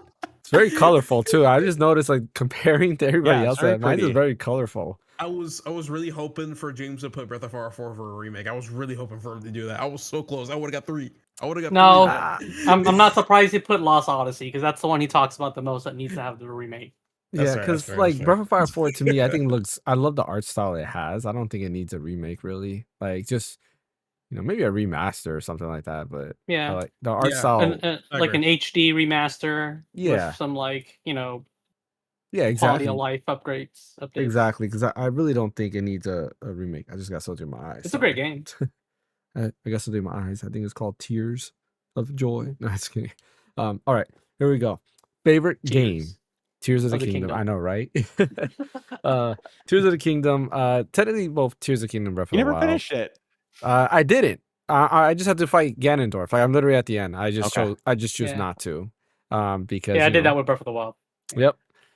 But like, I just love like the traversal and everything like that. Like, it does change the way you go about open world games. Like, I'll never forget like when Breath of the Wild, for example, first came out, and then I went and played Horizon Zero Dawn after that. I was very annoyed that I could not walk over like a rock that was there. Like, that bothered me by so much, and actually ruined a lot of open world games because I was so used to the traversal that Breath of the Wild had. And then Tears of the Kingdom just gives you that same traversal, but like expands on that with the different things you can create. The sky portions, the skydiving and all that stuff. Really like that. Crimson Desert copied some of that too. I know you guys have seen that. Best story, Dragon Quest V. It's a game you need to experience for yourself. That's all I gotta say. Because if I say anything about the story, it kind of gives it away. I just like it's very generational. So highly recommend playing Dragon Quest V. Very, very good. What other Dragon Quest games I need to play before I understand 5? You can play by itself. Okay, perfect. Yeah, you don't need to play. It's on DS. I'm assuming. Yeah, it's on DS, correct? Yeah, it's not like Dragon Quest 1, 2, and 3, where they kind of are in the same world. 4, 5, and 6 is technically in the same world. It's just loosely in the same world. Okay, that makes sense. Favorite art style, Chrono Trigger. I had to put Chrono Trigger on there, and I just Love think it. the pixel art style it has, it doesn't age. Like no matter what, even if you go back to Never the aged. original SNES version at that lower resolution, it still looks perfectly fine. I mean, what else can we say about Chrono Trigger? And plus, Toriyama's art style for the actual artwork is amazing. Biggest personal impact, Breath of Fire 4. It's literally what I mean, I would say changed my way of thinking when it comes to video games. Before Breath of Fire 4, all I played were games like Zelda, Mario, and racing games. It really wasn't me. I didn't really branch off to different types of games. Breath of Fire 4 came to my life. Loved it. Loved the art style too. Like, it has an amazing art style, as you can see with the box art. The story is great. Just, very impactful. And it's what got me into RPGs. So thank you, Breath of Fire 4. I love Mhm. the intro for that. I like rewatching that so many times. It It just is gives amazing. me Yep. it just gives me like full 90s feels, man. I love it. Yes, it's amazing. You started it, right, Brian? No, I've never played it. Never played? Oh man. You gotta see just watch like the intro movie, like the opening movie. I highly recommend that. The one game that should be turned into an anime. Yes, 100%. 100% agree. Best combat. This one was hard because I like a lot of the combat. I was actually gonna put Lost Odyssey. But then I was like, Claire Obscur kind of builds on top of it. But then Lost Odyssey isn't on this list. Yeah, it is. Oh yeah, it is. It's Yeah, in it's his remake. remake. Yep, you're right. Yeah, Yep, yeah, sorry. it is remake, Yep, yeah. okay. But I went with Trails in the Sky first chapter, mainly because I thought it's super awesome. And I can't think of any other game that allows you to switch from an action RPG to a turn-based RPG in the middle of battle. I think that's pretty cool and it's very unique. And I've been playing that, like I mentioned, I was playing it on the PlayStation Portal. I've also been playing it on the Switch 2 because I actually own it on Switch 2. And I love the combat. It's very fun. I like it. So yeah, best combat goes to Trail in the Sky first chapter. Very cool. Overhated. I think a lot of people don't like Resident Evil 5, mainly because of, Sheva, right? But Oh, yeah. if you yeah, play it with fair. somebody, it's amazing. I think it's a great co-op game. It's definitely a game you need to play with somebody else. But nonetheless, I think it's a great game overall. A good game. Let me not say great. It's a good game overall. Not better than Resident Evil 4 or any Resident Evil before that, but definitely I still think it's an enjoyable game, a game that I can go back to. Underrated. So the reason why I put this as underrated is because it's never mentioned when people talk about PS2 RPGs, and that is Rogue Galaxy. Has anybody here played Rogue Galaxy at all? Nope. No, but I own it. Okay. An amazing action RPG. Like great, like honestly, one of the best action RPGs there is, especially on the PS2 era. I highly recommend playing it. Such a good game. It's available on PS5, right through like the PS4 backwards compatibility, with trophies too, which is kind of cool. And I think it's upscaled to 4K. If not, you can, emulate it, but I always recommend if you can play it legally. Really good game, really good voice cast. Highly recommend it. Overrated, Witcher 3. I've said in plenty of times on this podcast, I think Witcher 3 is overrated. I don't think it's that great of a game. Like, it's all right. Maybe even a little bit less than all right. Needs a remake. Lost Odyssey. Such a great game. Such a great art style. This is one of those that I would like the remake in the sense of like Crisis Core, where they just redo the graphics and leave everything else intact. That's the type of remake Lost Odyssey needs because it is a great game. And I know with the power that we have in modern consoles, it will look even better. The story's great. Kaim as a main character is amazing. He's the voice actor of Bosch from Final Fantasy 12. Like literally the voice cast is top notch. Everything about this game is great. Go play it. You gotta play it. But we need a remake. Criminally overlooked Breath of Fire 4. Again, similar to Rogue Galaxy, I just feel like when you hear PS1 RPGs, nobody's ever mentioning Breath of Fire 4, and it kind of gets me angry. Like, Breath of Fire 4 should be up there with top tier RPGs. I know Fan and Ash already tried it, and I mean, correct me if I'm wrong. Like, how do you like it so far with the beginning, right? I definitely like the beginning. It's it's just right now I'm taking a little bit of break from it because there's so many other games I need to go through my backlog, but it just hits right in the 90s for me. And I also really love the music, especially at the beginning with the antagonist I was playing as, I think. Yeah. Especially when we get to the victory music. I'm like, damn, I'm like, that's kind of groovy. I like that type of thing. So it's great. With I love it. Faolu. Yeah. Yeah, well, Faolu. He was great. I love it. So Anything you'd say on that real quick, Fan? I mean, I'm pretty far into it. Not super far, like because that game is a long freaking game. It is, yeah. But I got to the point where like I got the scientist, the girl. Oh, you're further than me. Yeah. The problem is I switched between Vita and Android Oh yeah, that's emulated right. version. You So I did jump say back that. and forth. So like I'm further in one version than I am in the other. So like because I like the Vita like because how good it looks. But You're talking about the girl with the I gun, like the right? fact. Yeah. Okay, yeah, With the cannon. yeah. Okay, But that's how far I'm at right now. cool. But I enjoy it. I mean, it's a great RPG game. Can't go wrong with it. Favorite protagonist. This is kind of cheating, and this was a hard one. Because I like a lot of protagonists. It is kind of hard to pick a favorite, but then I kind of went down and went for a dual protagonist because this game has a dual protagonist. And that's Fire Emblem Shadows of Valentia Echoes, Alm and Celica. Like I have their amiibo right over here. I love them, and it's just they're such great protagonists from Fire Emblem. And how it plays out, and you see each of their stories. Like I just like them. They're just lovable characters. So goes out to them. Favorite antagonist was kind of like protagonist, very hard. I couldn't think of one. But then I remembered a nightmare I had. I literally had a nightmare about this antagonist. So I figured, like, you know what? You become my favorite. That is the Black Knight, or the Dark Knight rather, from Fire Emblem, Radiant Dawn, and Path of Radiance. I had this crazy dream where he was knocking down walls, kind of like the Kool-Aid Man, and just like following me. And his theme song was playing, and yeah, so I give him a shout out. He's kind of cool. He's He was basically like just Darth Mr. Vader. X. Yeah, basically Mr. X. Yeah, he's like Mr. X, Darth Vader, all of that put into one. Best soundtrack. Another one that was very, very difficult. So I cheated with this and put Super Smash Bros. Ultimate because it has a bunch of video game soundtracks from all different franchises, including Kingdom Hearts. And I was like, you know what?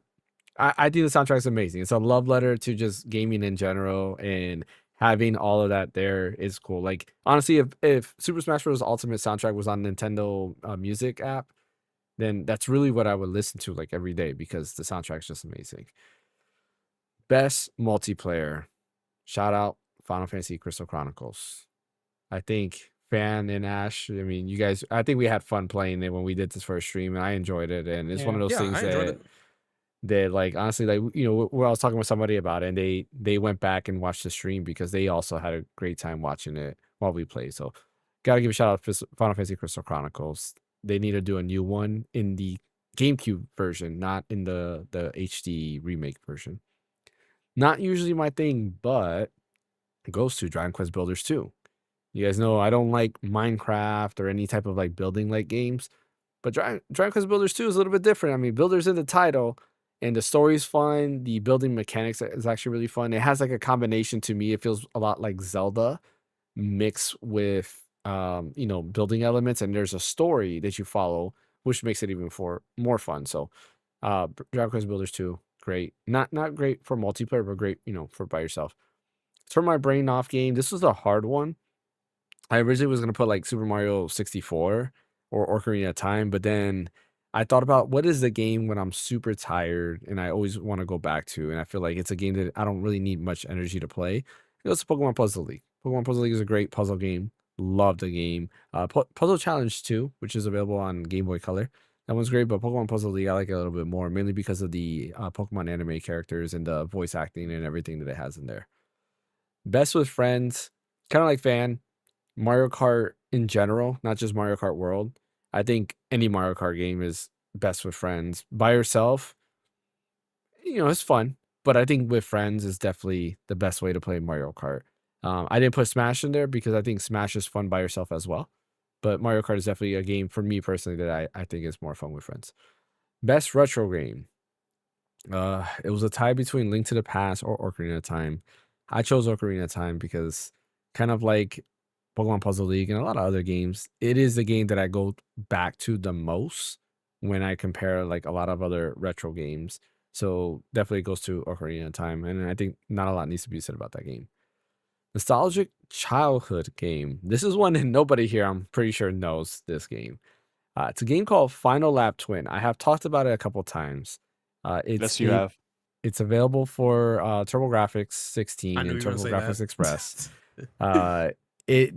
What is very nostalgic about it is again, this predates my love for RPGs. This is a racing RPG. So you walk around a map in the art style similar to Pokemon for Game Boy, where you have a little character, you're walking around, you leave a town, you go into a world map, you move around and stuff like that. So similar to RPGs. You buy parts for your car and then you race other racers and you'll get into random battles, but they're just random races. And there's just something about this game that I like. And maybe that was like kind of that little push for me to like RPGs was this game. I don't know if it holds up today. Like I played it a while back and I was like, I liked it, but I don't know if anybody here would like it. I can't really say if it does hold up today or not. Depends on your tolerance. And of course, game everyone should play, Dragon Quest V. Play Dragon Quest V. If you think you've played, I don't know. If you think you know Dragon Quest, you don't know Dragon Quest until you play Dragon Quest V. Honestly, it's up there with one of my favorite games of all time. It's my favorite RPG of all time. It's just an amazing game. I highly recommend playing Dragon Quest V. Yeah, that's my list. Is Dragon Quest V the one where it follows the protagonist all the way to you know what? Yep, from Okay. being a child all the way to adulthood. Yep, Got it. Okay. different Interesting. generations, time skips in there and everything. All right, makes sense. Wait, so what this best story goes to? That's still Dragon Quest V? Yeah, best story is still Dragon Quest V. Yeah, that I chose Oh, different okay. art. Yeah, so the Yeah, game okay, makes sense. game everyone should play is the DS art, and then the best story is the original NES art. Okay. Gotcha. Makes sense. Yeah, Okay. they're both Dragon Quest V. Yeah, I just chose a Yeah. different artwork instead of having the same artwork twice. Yeah. Got more comments here. So for like the favorite protagonist one, I Mhm. really wish Intelligent Systems can just remaster or remake that game. Like I'm just like confused like why they never went around to do that. You know? Yeah, it's one of those things that I think it's weird that it came out when the Switch was already out, so it didn't sell as much. And it's definitely a game that should have just been ported to the Switch or like kind of like stopped and continued development on the Switch. But it is what it is. Gotcha. And then as for like antagonists, I think that's a kind of funny one that you chose, which is a Black Knight, because I think they implemented the Black. I forget, but I think they implemented the Black Knight in Three Houses.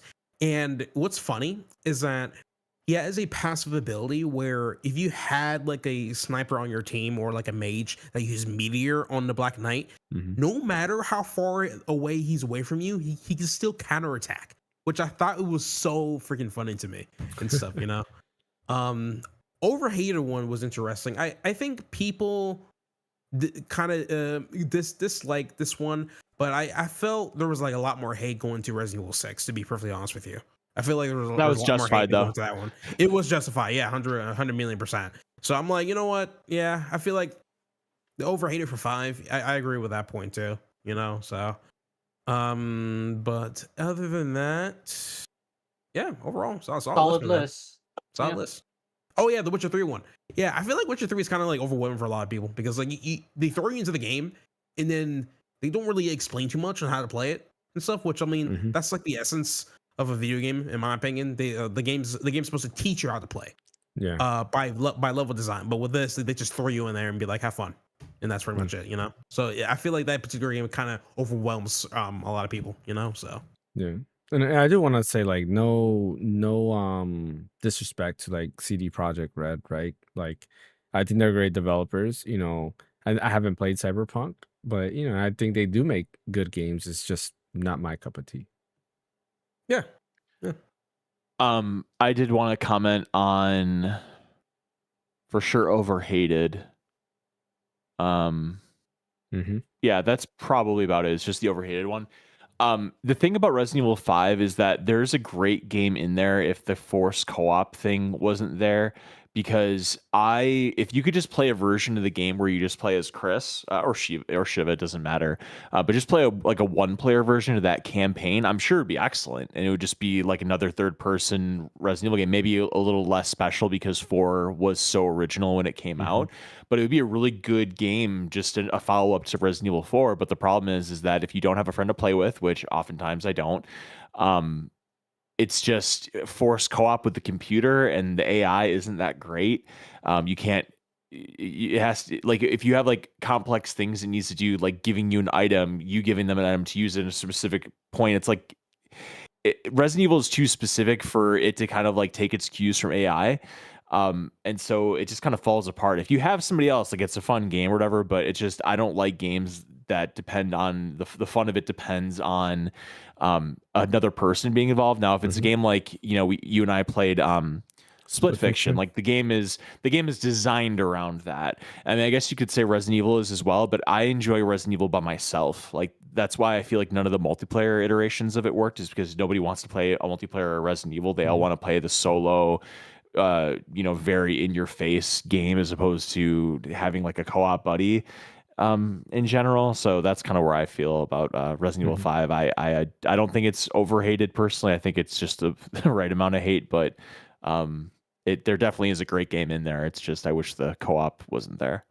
I definitely think if they're going to do a remake, I want them to redo the level design where it focuses only on one single player, and at that point you can just choose either to play as with Chris Redfield or Shiva, and that's pretty much it at that point.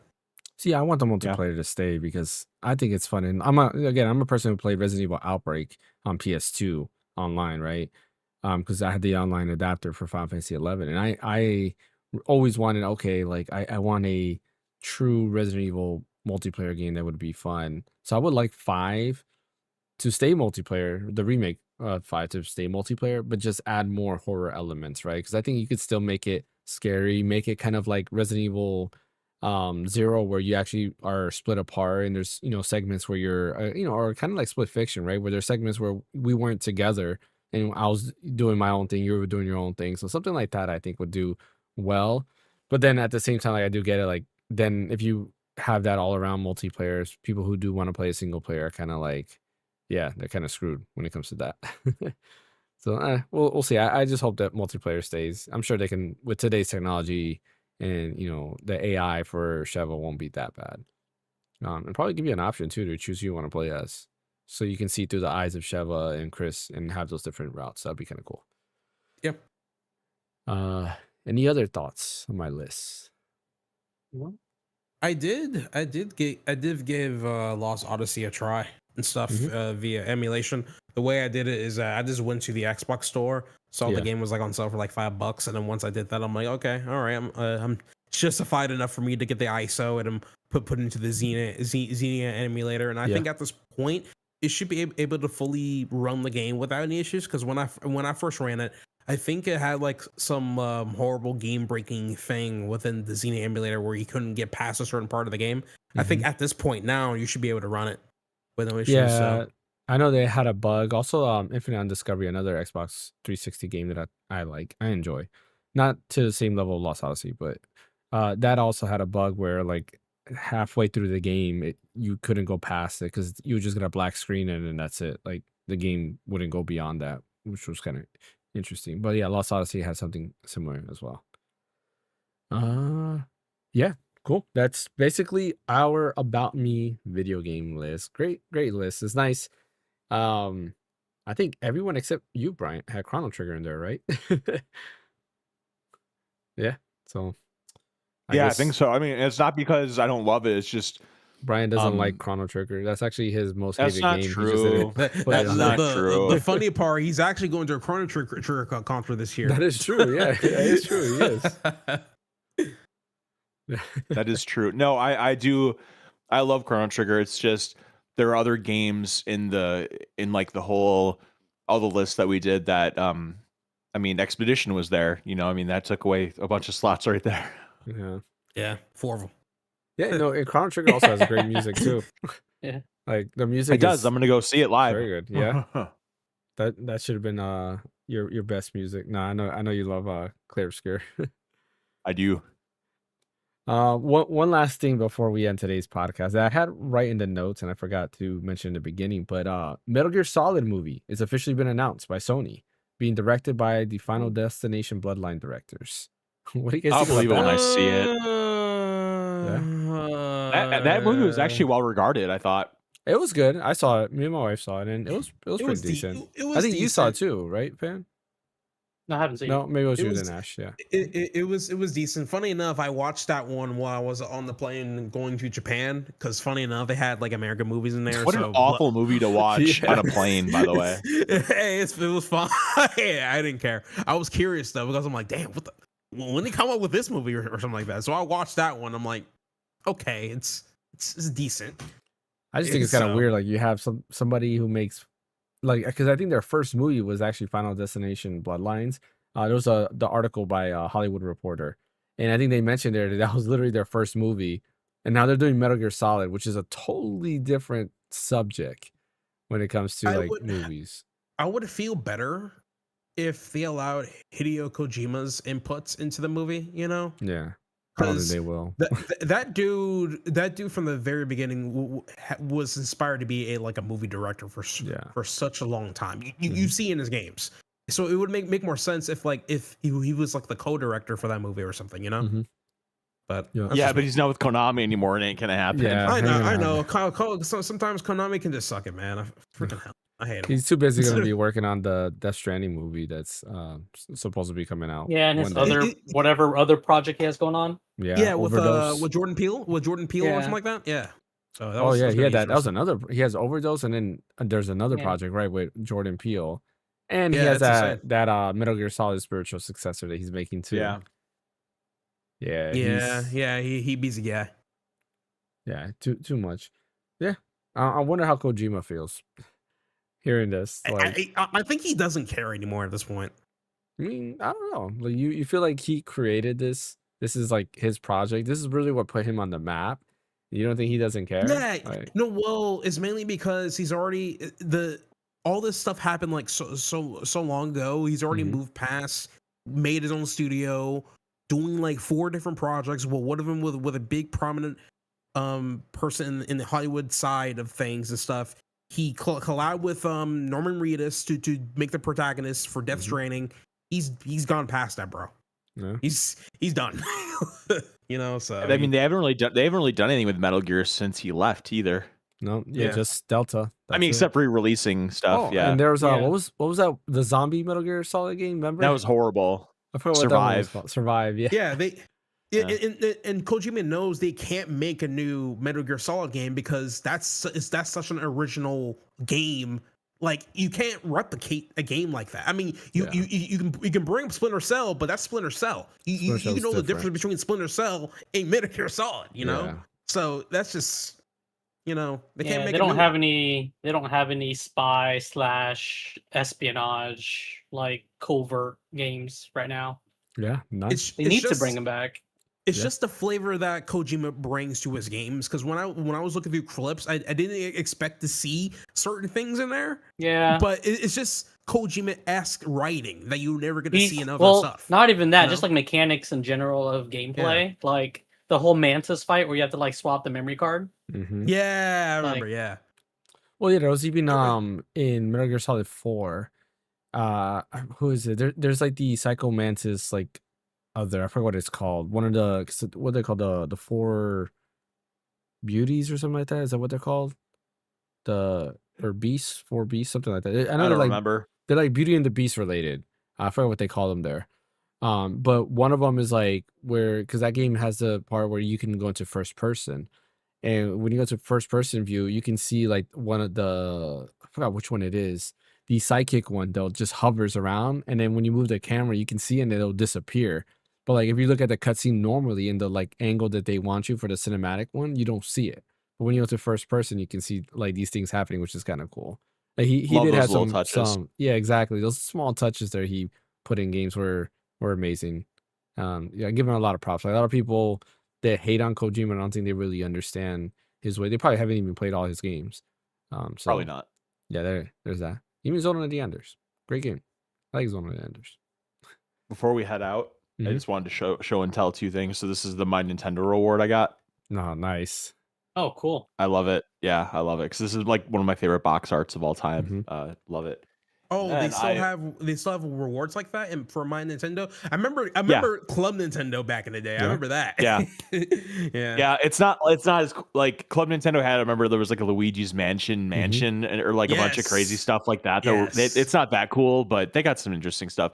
And then lastly, I can't believe I didn't show this last week, but it's very important. I picked up. Oh, Oh, one you of the- bought Is it that the too? popcorn bucket? You bought Yeah. it too. I thought about getting that. huh, that's Because kind of cool. when I went to my theater, they had the It's Yoshi gigantic. popcorn bucket. Yeah, they had both the Yoshi popcorn bucket and the Luma red one popcorn bucket, which I'm like, damn, I could have bought two of them, man. I could have. Here's the thing. I wasn't gonna buy it because like the dude next to me was talking about it's $45. I'm like, there's no way I'm buying. There's no way I'm paying $45 for it. But then I saw there were like two left, and people like were talking about getting them. I'm like, you know what? I got to get this just as a collector. And it's nice. Like it's a nice. is good. It's a nice thing. Yes. And I have it behind me, so it's a really nice piece in my gaming decorations. And I looked That's online; cool. these are actually going for like double of what I paid. So I'm sure maybe one day it'll be worth something. So maybe it's a worthwhile investment. But Yeah. I just thought it was a cool little thing to get, so I got it. That's cool. Yeah, 100%. Yeah. I still gotta watch the movie. I haven't gone to see it. Maybe this week It's fine. or next week. Now Hey, that the you crowds can- will you- hopefully die down. You can watch my non-spoiler review, James. I just uploaded today. I did see that. I did see that. Shout out to Ash. Yeah. You did have that video. I actually uploaded a up. video. Clap for me. Yeah, exactly. So definitely Yeah. take a look at his video where he talks about the Super Mario Galaxy movie for sure. I left the Wow. non-spoiler timestamps within the description, also in the video as well, so that way you guys don't run into any spoilers on accident. Nice. Cool. Any last words before we end the podcast? No. I don't think so. Yeah, I'm good too. Awesome. Play Breath of Fire 4. It's available on Steam now. Definitely play it. Well worth it. Get on. Oh yeah, GOG. that wasn't a news story. We should have talked about that last week. How all the Resident Evil games and Breath of Fire. I know the anti-cheat thing is, or the anti. Just dog get on habit. GOG. It's not worth it, man. I don't support that. For $5, I that- think it's worth it. Putting freaking Denuvo on legacy titles like that. I can Yeah, understand if that's you not do a it great on new look. games, but on old games, no. Come on, just get on. Yeah. Yeah, it's Regardless of where you get it, just buy it. It's worth it. It's worth the game. So we can get another Breath of Fire game. It would be nice. Alrighty. yeah, Well, 100%. that brings us to the end of today's podcast. Appreciate everybody for joining. As always, don't forget to hit that like and subscribe button. Follow over on Twitch. I'll be back Friday for sure this time with some Eternal Darkness. Did not get to do it last week because I got home very late, and by the time I got home I was just too tired. And I would have if I would have streamed, I probably would have ended till like 1 or 2 in the morning, and I got work, so couldn't do that. But definitely keep an eye out. I will be working on a video on my updated view on the PlayStation Portal, so keep an eye out for that. Also, my return to the PlayStation ecosystem. I'll be giving my thoughts on that. And as we get closer and closer, I was gonna make a Switch 2 update video, but we're almost a year in on the Switch 2, so I'll just wait for that 1 year for Yeah, the same here. Switch 2. When you I think might about do it, it too. we it was about a year ago that all of us were hunkered down trying to score our pre-order. I bet it's getting really Yeah. close to like almost exactly a year. Yeah. That's so crazy. That Yeah. is true, man. 100%. Yeah, it's been a year, and yeah, I'll have thoughts on that. So yeah, Brian, where can I catch you at? I'm at red_so_deep on X and Blue Sky. What about you, Ash? You can find me on Extra on my YouTube. Just upload a new video today. Me talking about the Super Mario Galaxy movie. Non-spoiler and spoiler combine all the non-spoiler stuff we had at the very beginning of the movie. So no movie, freaking video. My bad. So yeah. What about you, fan? You can catch me at Phaneckswhy at all the socials. And as always, you can catch me right here at the Random Mechanic. Catch you guys next time.